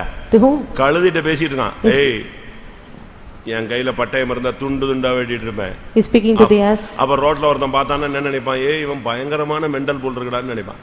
கழுதிட்ட உட்கார்ந்து பேசிட்டு இருக்கான். He is speaking with the ass, saying, if I have a sword in my hand, I will cut you into pieces. Anybody on the road? நான் பட்டாபுரம்ல இருக்கும்போது When I was at Pattabhiram, ஒரு விசுவாசி இருந்தான். there was a believer there. அவர் daily biscuit வாங்கிட்டு போவார். Daily he will buy biscuits. அப்போ ஒரு நாள் அந்த கடைக்காரன் கேட்டான், சார் டெய்லி வாங்கிட்டு போறீங்களா sir? One day the shopkeeper asked him, you buy every day? வீட்ல பொண்ணா பையனா sir? You have a daughter or a son? ஏய் நாய்க்கு வாங்கிட்டு போயிட்டு இருக்கேன். I am buying for my dog.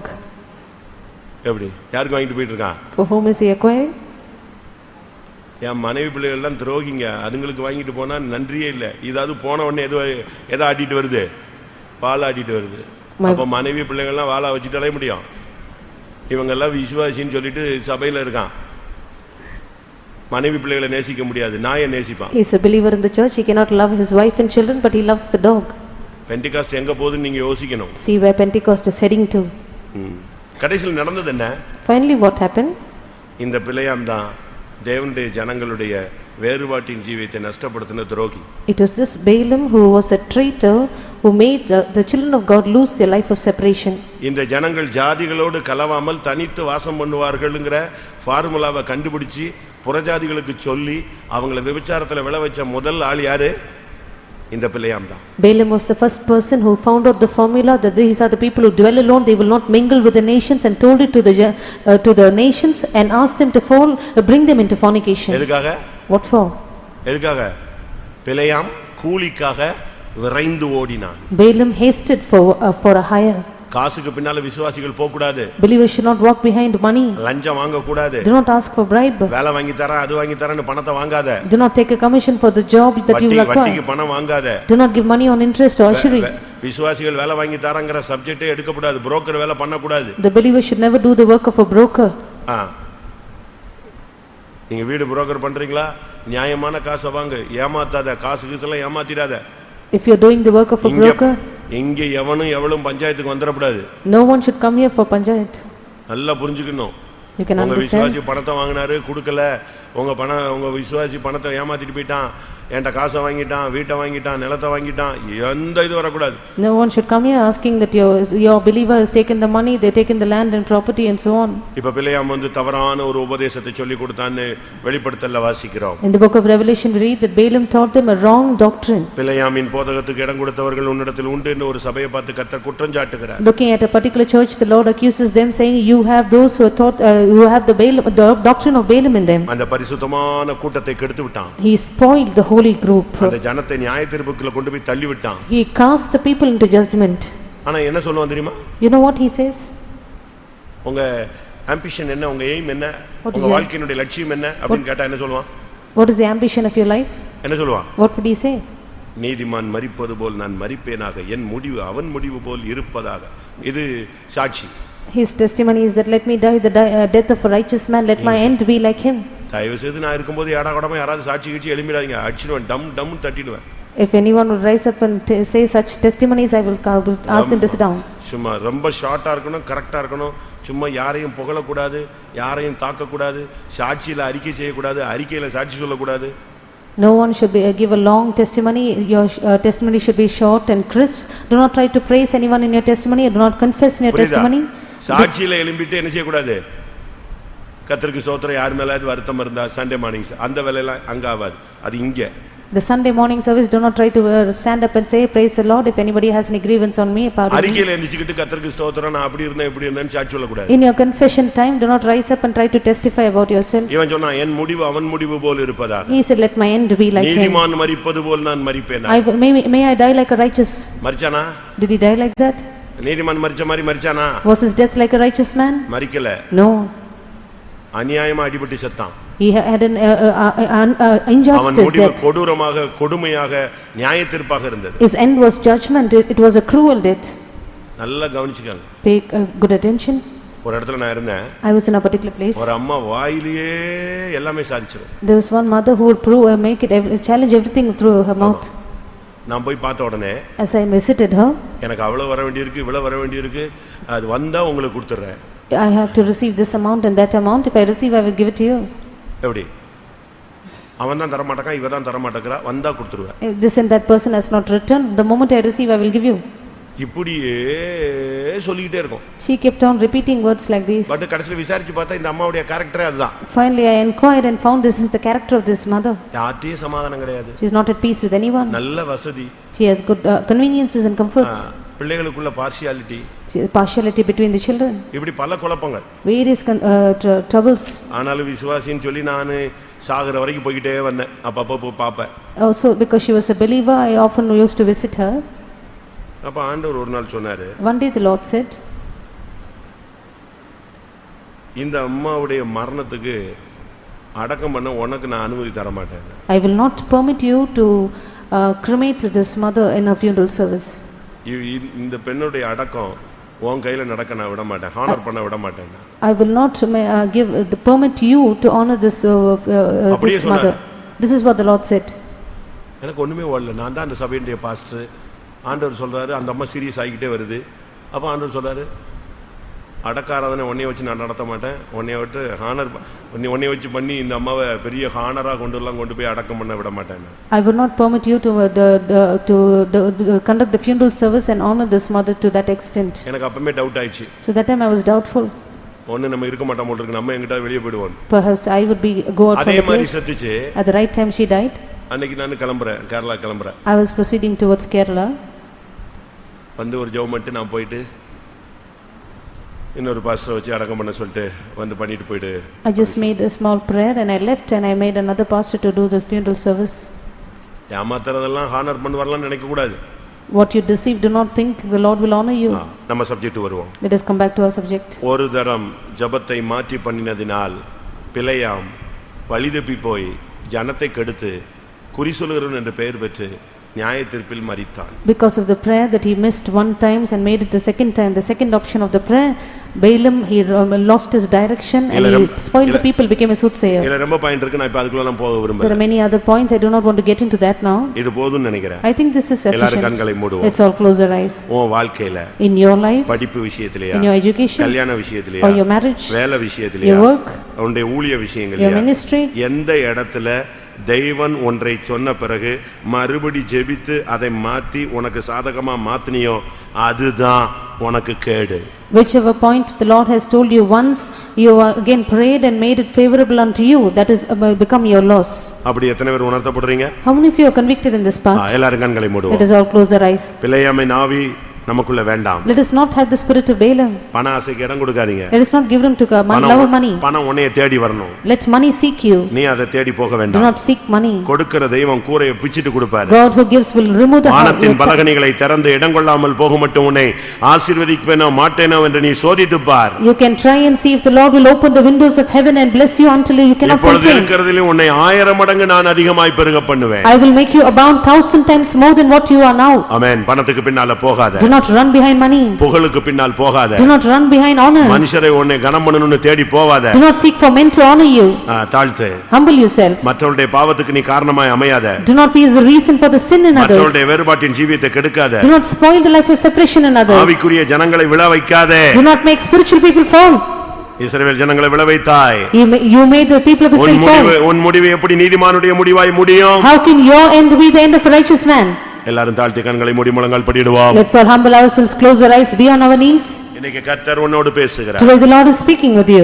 உன்னுடைய ஒரு நாள் அது இரவோ பகலோ சின்ன வயசோ இல்லாவிட்டால் சமீபத்திய நாட்களிலேயோ என்றைக்கோ நீ தேவ சித்தத்துக்கு மாறான ஜெபித்த ஒரு ஜெபம். Just one prayer, whether in the recent times or when you were young or whichever times, the time that you prayed against the will of God.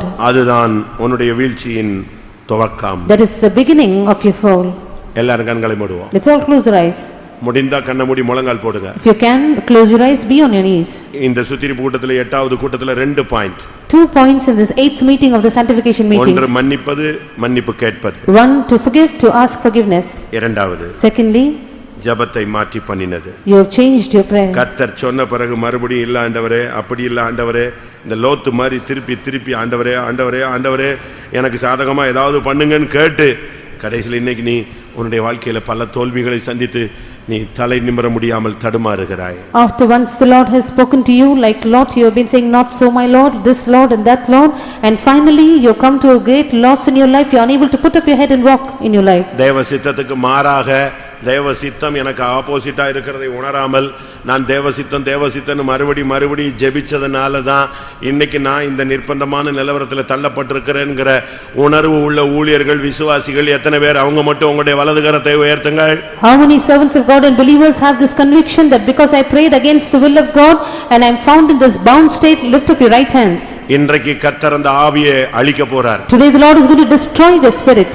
அதனால் உள்ள பாதிப்பை கர்த்தர் வேரோடு பிடுங்க போகிறார். The Lord is going to remove from its root where the place where you have. அது உன்னுடைய அறிக்கையில மறைந்திருக்கிறது. It is hidden in your confession. இன்னைக்கு இந்த கூட்டத்தை நீ எப்படி யூஸ் பண்றியோ அந்த அளவு கர்த்தர் உனக்கு கிருபை தரப் போகிறார். The extent to which you are going to make use of the meeting today, to that extent God would grant you grace. நமக்கு டைம் முடிய போகுது. Our time is going to end. கண்களை மூடி சத்தமிட்டு தேவனை நோக்கி அபயமிட்டு தேவனோடு நெருங்குவோம். Let us close our eyes, be on our knees, cry out to the Lord and get closer to the Lord.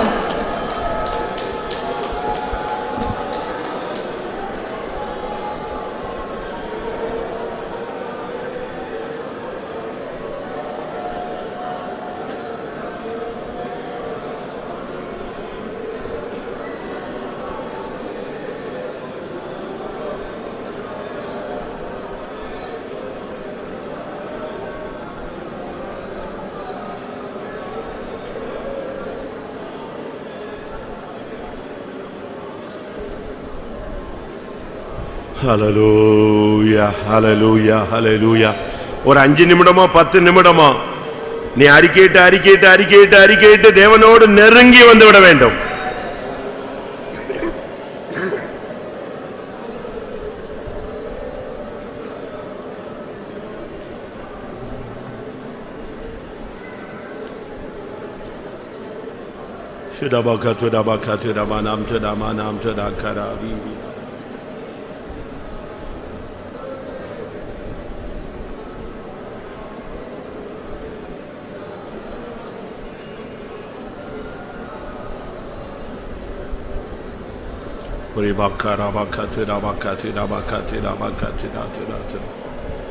Amen.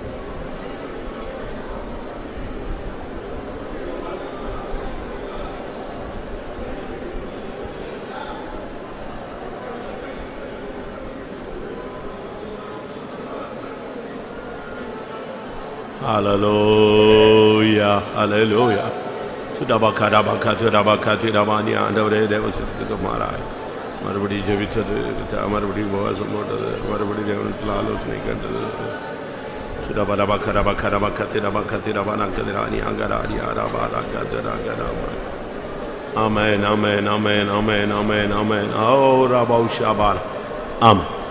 இது அறிக்கையின் நேரம். கர்த்தருடைய சன்னிதானத்தில் மன்னிக்க விரும்புகிறவர்கள், மன்னிப்பு கேட்க விரும்புகிறவர்கள், ஒரு முடிவெடுத்தவர்கள், ஜபத்தில் மாறி ஜெபித்து தேவசித்தத்துக்கு மாறாய் வழிக்கு போனவர்கள், உணர்த்தப்பட்டவர்கள் இருந்தால் எழும்பி அறிக்கையிடலாம்.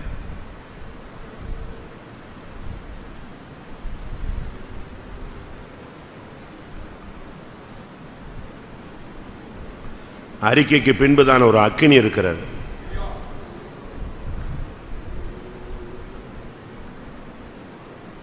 நீ பலிபீடத்தில் எல்லாம் வைக்க வேண்டியது உன்னுடைய கடமை. கர்த்தர் தெய்வமானால் அக்கினி இறங்கும்.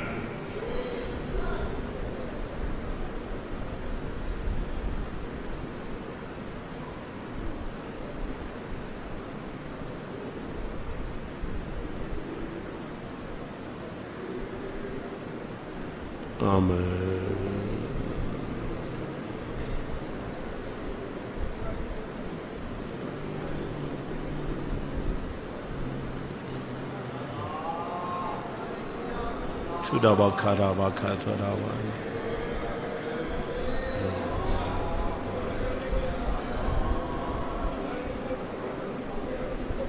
Hallelujah.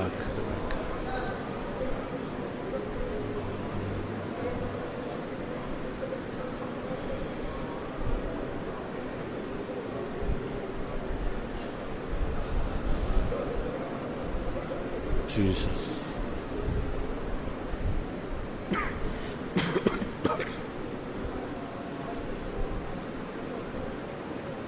Amen, Jesus.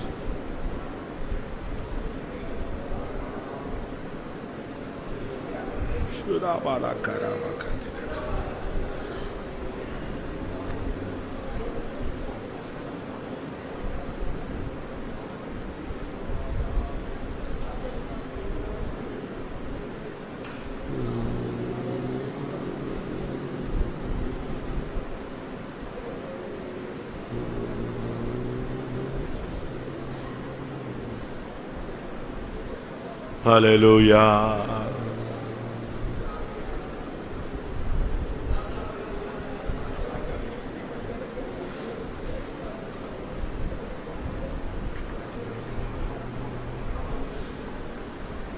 Praise him, praise him, praise him, praise him.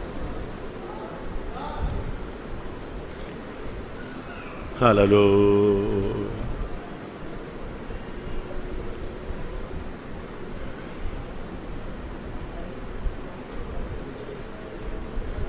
ஒருவேளை நீங்கள் 8 கூட்டத்துக்கு வந்திருக்கலாம், இல்லாவிட்டா 4 கூட்டத்துக்கு வந்திருக்கலாம், 2 கூட்டத்துக்கு வந்திருக்கலாம். எத்தனை கூட்டத்துக்கு வந்திருந்தாலும் சரி, இன்றைக்கு பலிபீடத்தில் அக்கினி இறங்க வேண்டும்.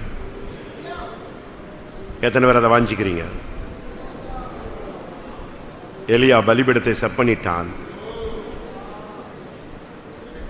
அதுக்கு இஸ்ரவேல் என்று பெயரிட்டான். அதுக்கு மேலே விறகுகளை வைத்தான். காளையை துண்டு துண்டாய் சந்து சந்தாய் வெட்டி அதற்கு மேலே வைத்தான். அதுக்கு மேலே குடங்குடமாய் தண்ணீர் ஊற்றினான். ஒவ்வொரு கூட்டத்திலும் இருதயம் உடைந்து நொறுங்கி மனஸ்தாபப்பட்டு அழுது கண்ணீரோடு விடுதலைக்காக, மீட்புக்காக, சமாதானத்துக்காக, பரிசுத்தத்திற்காக, தெய்வீகத்திற்காக நீ ஒன்றொன்றாய் வெட்டி வைத்திருக்கிறாய். உன்னுடைய நேரம் முடியுமானால் தேவனுடைய நேரம் தொடங்கும்.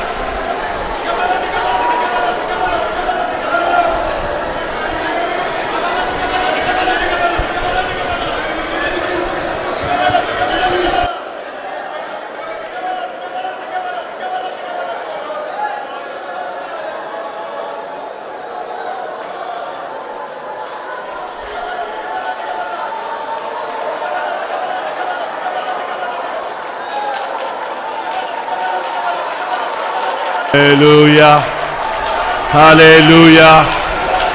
ஆம். ஒரு 10 நிமிடம் எல்லாரும் முழங்கால் படியிடுவோம். நீங்க கூட்டத்துக்கு வந்தது பிரயோஜனமா அமையணும். கர்த்தர் உங்களை இப்ப அங்கீகரிக்கிறார். அங்கீகரிக்கிற நேரம். யாரும் எதை பத்தி சிந்திக்காதீங்க. நீங்க எல்லாத்தையும் பலிபீடத்தில் வச்சிட்டீங்க. ஒரே உங்களுடைய கண்கள் அக்னியை நோக்கி இருக்கட்டும். அக்னி இறங்கணும். இன்னைக்கு தெய்வம் உன்னை அங்கீகரிக்கணும். பாஸ்டர் அங்கீகரிச்சு பிரயோஜனம் இல்லை. தெய்வம் அங்கீகரிக்கணும். அதுக்கு அடையாளம் ஒரு பரிசுத்த அக்னி இறங்க வேண்டும். ஒரு சத்தம் கேட்கும், மகனே உன் பாவங்கள் மன்னிக்கப்பட்டது, மகளே உன் பாவங்கள் மன்னிக்கப்பட்டது, நீ சமாதானத்துடனே போ, உன் வேதனை நீங்கி நீ சுகமாயிரு.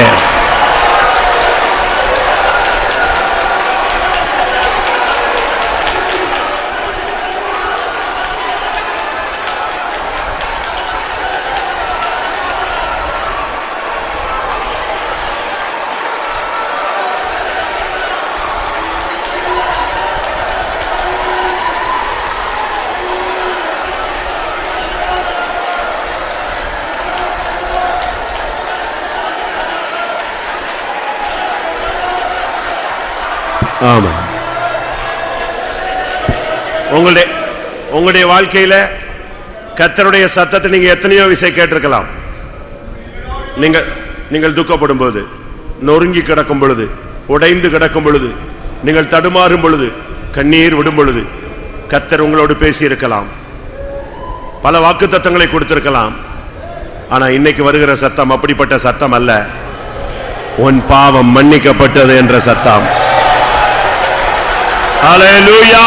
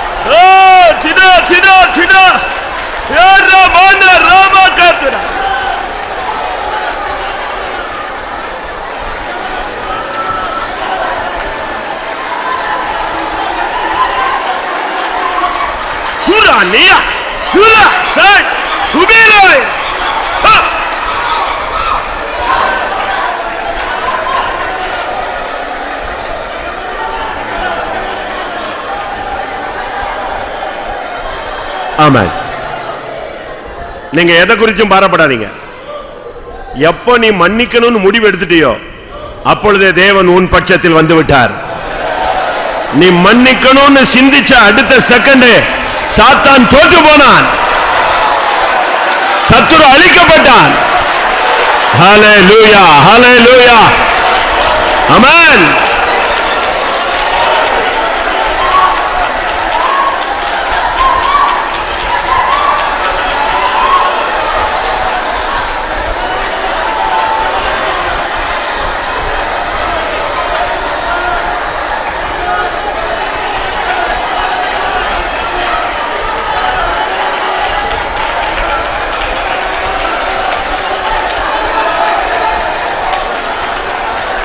ஹல்லேலூயா, ஹல்லேலூயா, ஹல்லேலூயா, ஆமென். எதை குறித்தும் கவலைப்படாத. ஆமென். கர்த்தர் உன்னோடு இருக்கிறார், கர்த்தர் உன்னோடு இருக்கிறார். தைரியப்படு, விசுவாசத்தில் பலப்படு. ஆவியானவர் உனக்குள் ஆளுகை செய்ய இடம் கொடு.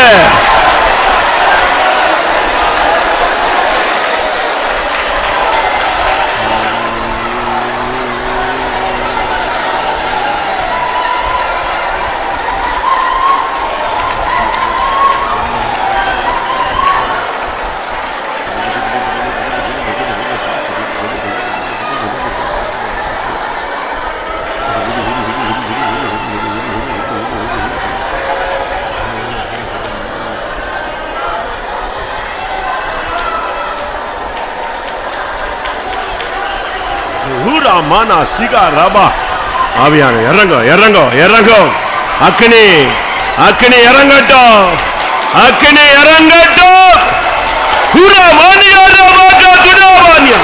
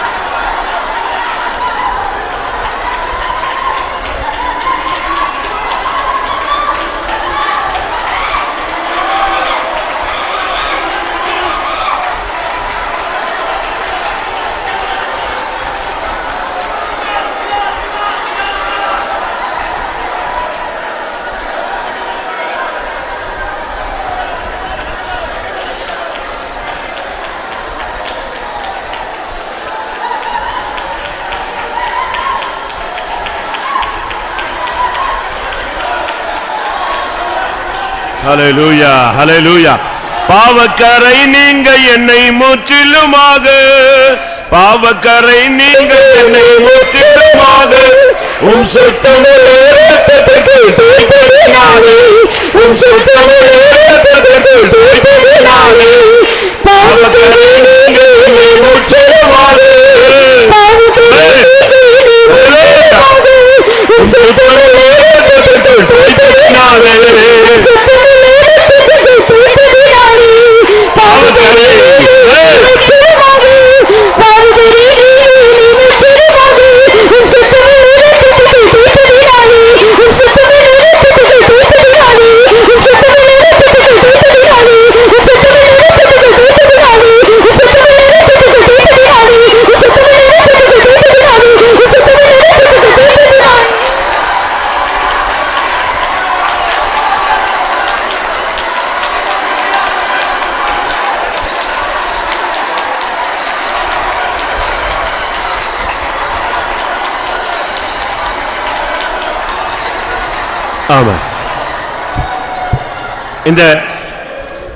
இந்த பாடல் உங்களுக்கு புரிஞ்சுதா?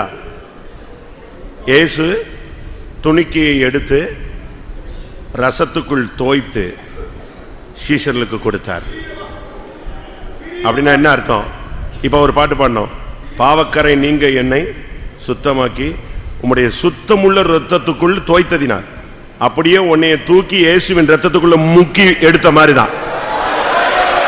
எத்தனை பேர் அந்த ஃபீல் பண்றீங்க? ஹல்லேலூயா. உன் பாவங்கள் மன்னிக்கப்பட்டது.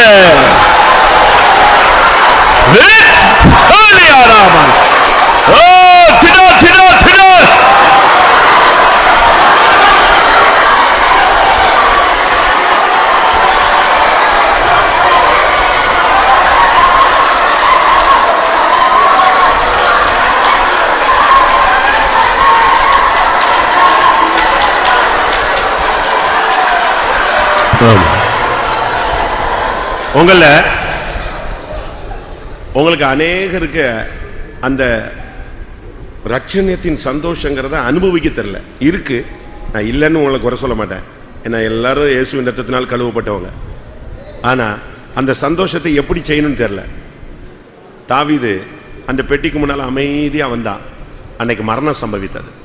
ஆனா அடுத்த நாள் பெட்டிக்கு முன்னால முழு பலத்தோடு நடனம் ஆடினான். கர்த்தருடைய பெட்டி என் வீட்டுக்கு வருது. இன்றைக்கு கர்த்தருடைய பெட்டி உன் வீட்டுக்கு வருது. இழந்து போன நன்மைகள், கிருபைகள், தாளந்துகள், வல்லமைகள், அக்கினி, அபிஷேகம், நன்மை எல்லாம் உன்னை தேடி வருகிறது. சந்தோஷப்பட்டு களிகூறுவாயாக.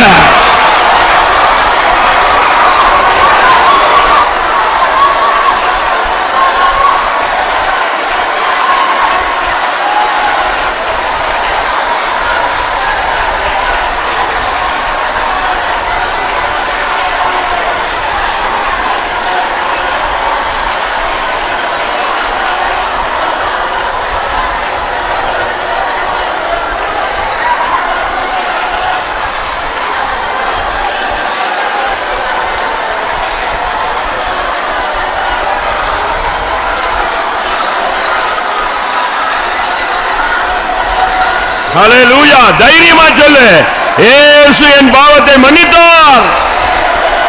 ஹல்லேலூயா.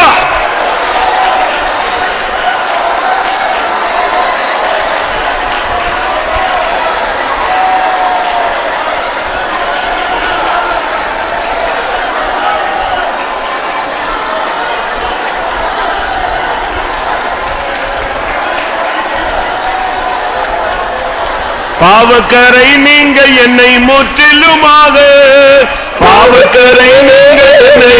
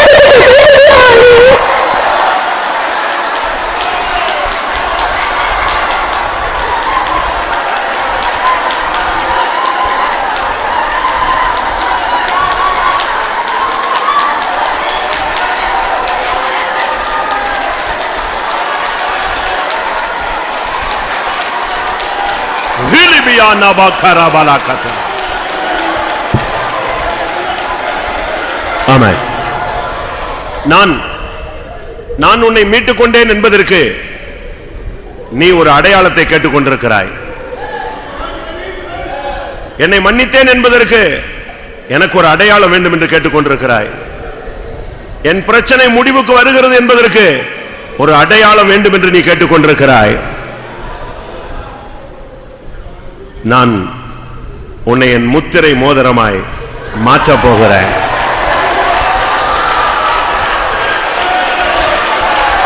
என் கரத்தில் நான் உன்னை எடுக்க போகிறேன்.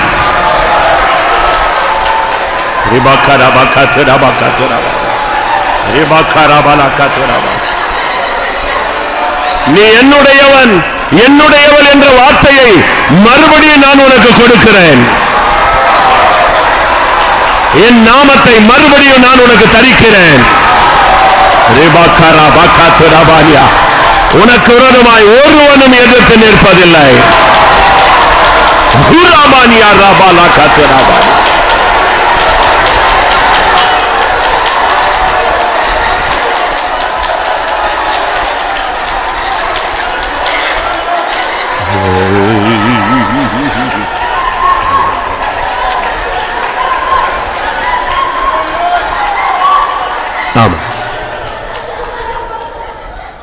கூட்டம் முடிய போகிறது. எத்தனை பேருக்கு ஒரு புதிய அபிஷேகம் வேணும்? இது 8வது கூட்டம். இனிமே அடுத்த கூட்டம்லாம் சர்ன்னு போயிடும். ஒரு புதிய அபிஷேகம். பழைய வாழ்க்கை வேண்டாம். ஒரு புதிய பாதை, ஒரு புதிய ஊழியம், ஒரு புதிய அபிஷேகம். எத்தனை பேருக்கு அப்படி ஒரு ஆசை? நீங்க கொஞ்சம் இடம் கொடுத்தீங்கன்னா போதும். நீங்க உங்களை கட்டுப்படுத்தாம இருந்தா போதும். இந்த மாம்ச சரீரத்தை கொஞ்சம் ஒப்பு கொடுத்தீங்கன்னா போதும். ஒரு சரியான அக்கினி உள்ள பத்தி எரியும். ஹல்லேலூயா, ஹல்லேலூயா.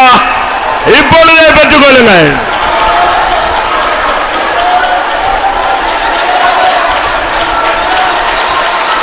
சுபரபாலியாராபாலா, சுபரபாலியாராபாகத்ரா.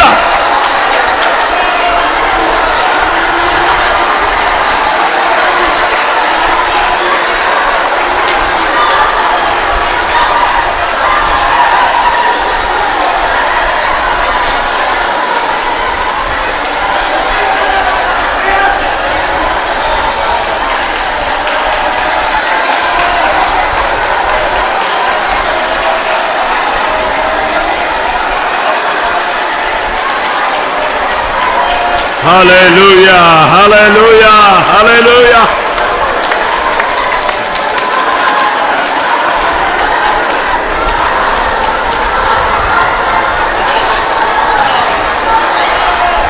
உன்னோடு போராடின வல்லமையை இனி நீ தேடியும் காணாதிருப்பாய். சத்துரு முற்றிலும் சங்கரிக்கப்பட்டு போனான்.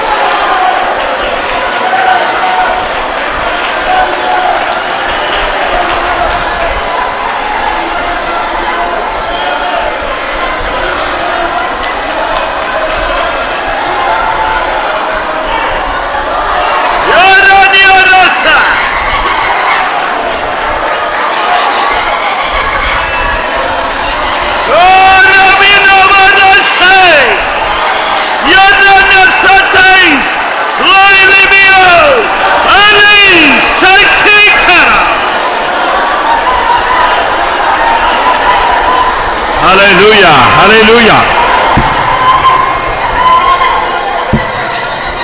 சீயோனே, உன் வல்லமையை தரித்துக்கொள்.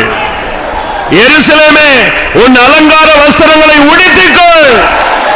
ரீபா லியா ரபா கரபா கத்ரா திடபா கத்ரபானியா ரீபா ரபா ரபா கத்ரா யா ரபா ஷரப் திடானியா.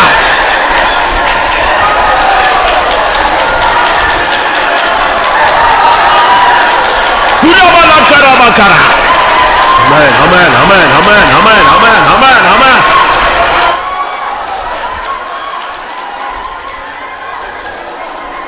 Amen. ஊற்றிடும் எங்கள் உள்ளத்தில் அன்பை, ஊற்றிடும் எங்கள் உள்ளத்தில் அன்பை, உமக்காகவே ஜீவிக்க நாங்கள் உமக்காகவே ஜீவிக்க. ஊற்றிடும் எங்கள் உள்ளத்தில் அன்பை, உமக்காகவே ஜீவிக்க நாங்கள் உமக்காகவே ஜீவிக்க.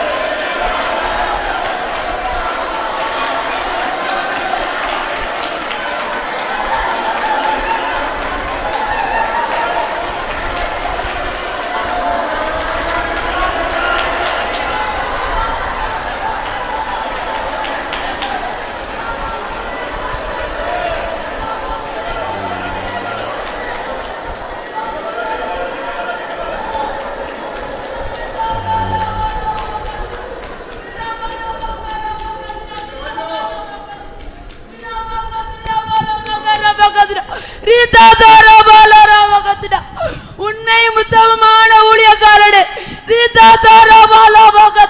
நீ கொஞ்சத்தில் உண்மையாயிருந்தாய், நீ கொஞ்சத்தில் உண்மையாயிருந்தாய், உன்னை அநேகத்திற்கு அதிகாரியாய் மாற்றுவேன். நீ கொஞ்சத்தில் உண்மையாயிருந்தாய், உன்னுடைய எஜமானுடைய சந்தோஷத்துக்கு பிரவேசி என்று கர்த்தர் சொல்கிறார். ஹல்லேலூயா, ஹல்லேலூயா.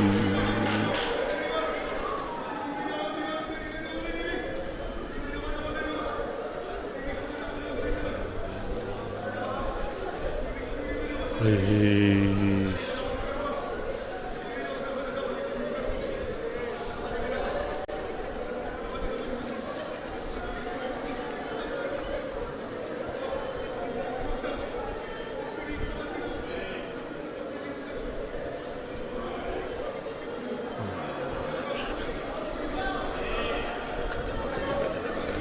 Hitrabalakana. Amina hisaina bam trikaban.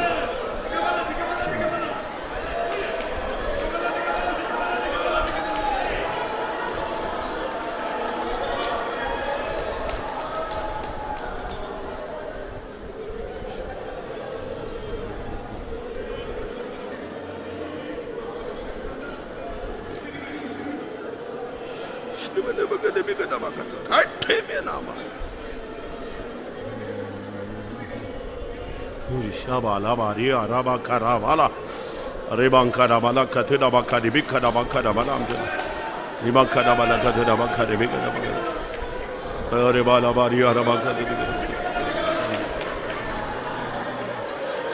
Oh, Chisum tonight.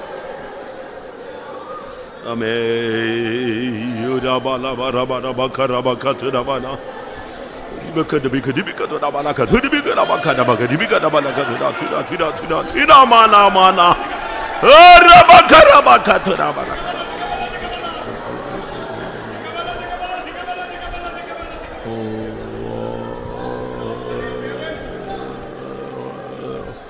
to the big dabana wa idabusha dabalam darania regada dibika dabaka dibika to dabalaka.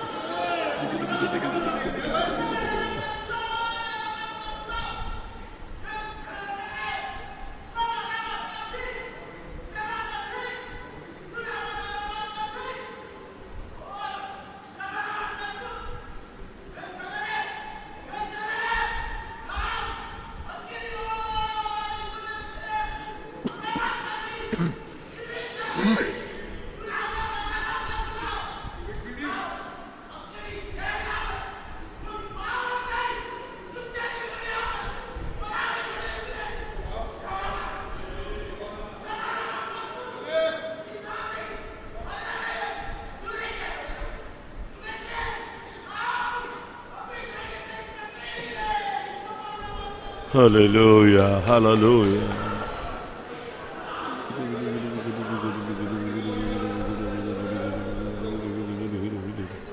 Remania Ribakara Balakatura Bakara Bakara Bakara. Praise the Lord. Amen. எல்லாரும் கர்த்தரை துதிப்போமாக.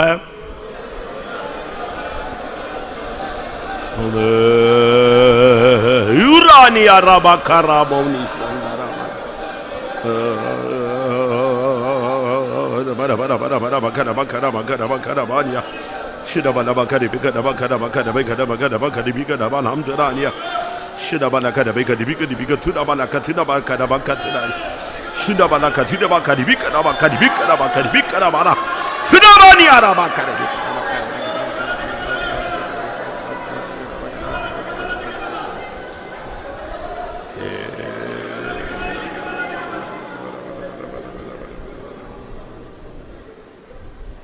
உன்னுடைய சிந்தையில் உன்னோடு போராடி கொண்டிருந்த அந்த வல்லமையை நான் கடிந்து கொண்டிருக்கிறேன். கிறிஸ்து இயேசுவில் இருந்த சிந்தையாய் நான் உன்னுடைய சிந்தையை மாற்றிக் கொண்டிருக்கிறேன்.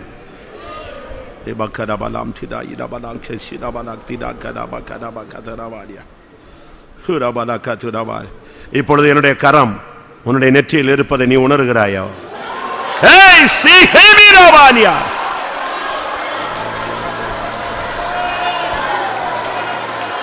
என்னுடைய வேலை உனக்குள் நடந்து கொண்டிருக்கிறது.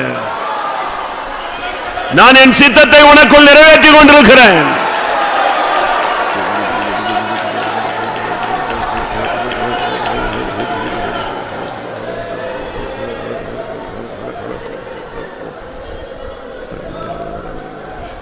நீ தைரியமாயிரு, திடமனதாயிரு. என் கரத்தினால் எல்லாம் ஆகும். என் கரத்தினால் எல்லாம் ஆகும்.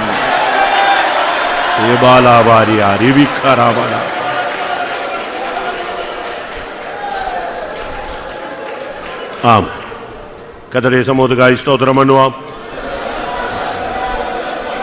ஆவியானுடைய ஆளுகைக்காய் ஸ்தோத்திரம் பண்ணுவோம். தொடர் கூட்டங்களை கர்த்தர் பொறுப்பெடுக்க முடியாது ஸ்தோத்திரம் பண்ணுவோம். சபையை பரிசுத்தப்படுத்த முடியாது ஸ்தோத்திரம் பண்ணுவோம். எல்லா மகிமையும் அவருக்கே செலுத்தி ஸ்தோத்திரம் பண்ணுவோம். ஜோ பரிசுத்தம் நல்ல ஆண்டவரே, ஆசீர்வதிக்கப்பட்ட மகிமையின் சமூகத்துக்காய் ஸ்தோத்திரம் ஆண்டவரே. கர்த்தாவே உங்க ஸ்தோத்திரம். இந்த 4ஆம் நாள் கூட்டத்திலையும் கூட தேவண்ட வல்லமையின் கரம், எங்களை பரிசுத்தமாக்கிற கரம், எங்களை சுற்றி இருக்கிற கரம், எங்களை மத்தியில் கடந்து வந்த தெய்வக்கான் நன்றியோடு ஸ்தோத்திரிக்கிறோம். நீர் எங்களை நேசிக்கிறபடி நாளை திரும்பவும் துருவமாக எங்களோட குறைகளெல்லாம் உணர்த்தி தருகிறீர் ஆண்டவரே. எங்களோட பாவங்களை நாங்கள் கர்த்தாவே உணர்த்தப்படும் பொழுது அவங்களை அறிக்கிட்டு நாங்கள் விட்டுவிடு. இந்த ரத்தத்தினால் எங்களை பரிசுத்தமாக்கி இருக்கிறீர் ஆண்டவரே. உங்களோட அக்கினினால் அதை சுட்டெடுத்திருக்கிறீர். அதற்காக நன்றியோடு ஸ்தோத்திரிக்கிறோம் கர்த்தாவே. இந்த நாட்களில் நாங்கள் கேட்டதான் வார்த்தை ஜீவிக்க ஆவியானவர் எங்களை ஒவ்வொருவருக்கும் கிருபை தர முடியாது வேண்டிக்கிறோம் ஆண்டவரே. தாவே நீர் எங்களுக்கு மன்னித்தது போல நாங்கள் எங்களுடைய சகோதரனுடைய குற்றங்கள் குறைகளை மன்னிக்கிறவர்களாக ஆண்டவரே, நாங்கள் 70 தர மன்னிக்கிறவர்களாக எங்களை மாற்ற முடியாது வேண்டிக்கிறோம் ஆவியானவரே. மிக ஸ்தோத்திரம். எவனுக்கு கொஞ்சம் அதிகமாய் மன்னிக்கப்பட்டதோ அவனுக்கு அதிகமாக இடத்தில் அன்பு வருவான் ஆண்டவரே. அதுபோல நீ எங்களுக்கு அதிகமாக எங்களுடைய பாவங்களை குற்றங்களை மன்னித்திருக்கிறீர். நாங்கள் இன்னும் அதிகமாக உங்களுடைய அன்பு கூர்ந்து உங்களுடைய அன்புக்குள் எங்களை மறைத்துக் கொள்ள முடியாது வேண்டிக்கிறோம் கத்தாவே. தாவீது சொன்னது போல கத்தாவே ஆண்டவரே மிக ஸ்தோத்திரம். ஆண்டவரே, தேவன் உமக்கு விரோதமாய் நான் பாவம் செய்தேன் ஆண்டு. அதுபோல நாங்களும் கூட எங்களுடைய குற்றங்கள் குறைகளை அறிக்கிட்டு உமக்கு விரோதமாய் செய்த பாவங்களை, பரத்துக்கு விரோதமாய் செய்த பாவங்களை இங்க தாவே ஆண்டவரே, தகப்பனாய் உமக்கு விரோதமாய் செய்த பாவங்களை இங்க தாவே ஆண்டவரே. இந்த கெட்ட குமாரன் அறிக்கிட்டது போல நாங்களும் கூட நாங்கள் அறிக்கிறோம் ஆண்டவரே. எங்களுடைய குற்றங்களை மன்னிக்கிறவர், எங்களுடைய பாவங்களை மன்னிக்கிறவர், எங்களுடைய மத்தியில் கடந்து வந்திருக்கா நன்றியோடு ஸ்தோத்திரிக்கிறேங்க தாவே ஆண்டவரே. பிள்ளையாமின் ஆவி எங்களை ஒருவருக்குள்ளே வேண்டாம் ஆண்டவரே. கத்தாவே உங்க ஸ்தோத்திர ஆண்டவரே. ஒரு தரம் ஜெபித்து தேவனிடத்தில் வேண்டாம் என்று சொன்ன காரியங்களை திரும்பவும் நாங்கள் எத்தனையோ தரம் ஜெபித்திருக்கோம். அவைகள் அந்த பாவத்தை எங்களுக்கு மன்னிக்க முடியாது வேண்டிக்கிறோம். தேவ சித்தத்துக்கு விரோதமாக நாங்கள் செய்கிற பாவங்களை எங்களுக்கு மன்னிக்க முடியாது வேண்டிக்கிறோம். பிள்ளையாமின் அக்கிரமங்களை ஒருவருக்குள்ளே வேண்டாம் ஆண்டவரே. அவன் ஜனத்தை பாவம் செய்ய பண்ணினான் ஆண்டவரே. அவர் விக்கிராதனைக்கு இடம் கொடுத்தான் ஆண்டவரே. விபசாரத்துக்குள் அவன் இடம் கொடுத்தான் ஆண்டவரே. வேசித்தனத்தின் ஆவிக்கு அவன் இடம் கொடுத்தான் ஆண்டவரே. பாவம் எங்களை மேற்கொள்ளாதபடி பரிசுத்த ஆவியானவர் எங்களை ஆண்டு கொள்ள முடியாது. பிள்ளையாமின் ஆவி ஒருவரையும் தொடாதவனை பாதுகாக்க முடியாது. ஆவியானோட கரத்தில் ஒப்படைக்கிறோம். தேவ ஆவியான எங்களுடைய மத்தியில் கடந்து வந்தீர். நாங்கள் அறிக்கிட்ட பாவங்கள் குற்றங்கள் குறைகள் எல்லாம் நீ எங்களுடைய ரத்தத்தினால் கழுவி இந்த அக்கினினால் சுத்திகரித்திருக்கிறதற்காக நன்றியோடு ஸ்தோத்திரிக்கிறோம். தொடர்ந்து நடக்கிற கூட்டங்கள் எல்லாம் தேவன் நடத்தி ஆசீர்வதி. தேவ சமூகத்தில் தாமே ஆசீர்வாதங்களையும் கிருபைகளையும் பெற்றுக்கொண்ட மக்களை இன்னும் அதிகமாய் ஆசீர்வதிக்க முடியாது வேண்டிக்கிறோம். தொடர்ந்து நடக்கிற கூட்டங்கள் எல்லாம் நீ நடத்தி ஆசீர்வதி. எல்லா துதிக்கணமும் எடுத்துக்கொள்ளும். பரிசுத்தமாக்கப்பட்டவர்களுக்கு ஆசீக்கிரம் வரப்போறீர். எங்களை பரிசுத்தமாக்கி முடிய வரைக்கும் எங்களை ஆயத்தப்படுத்தும். இயேசுவின் நாமத்தில் வேண்டிக்கிறோம் பிதாவே, ஆமென். நம்முடைய கர்த்தராகிய இயேசு கிறிஸ்துவின் கிருபையும் பிதாவாகிய தேவனுடைய அன்பும் பரிசுத்தாவின் ஐக்கியமும் நம்முடைய சகல பரிசுத்தமாகிய கர்த்தராகிய இயேசு மகிமையிலே வெளிப்பட மட்டும் இருப்பதாக. அல்லேலூயா, ஸ்தோத்திரம்.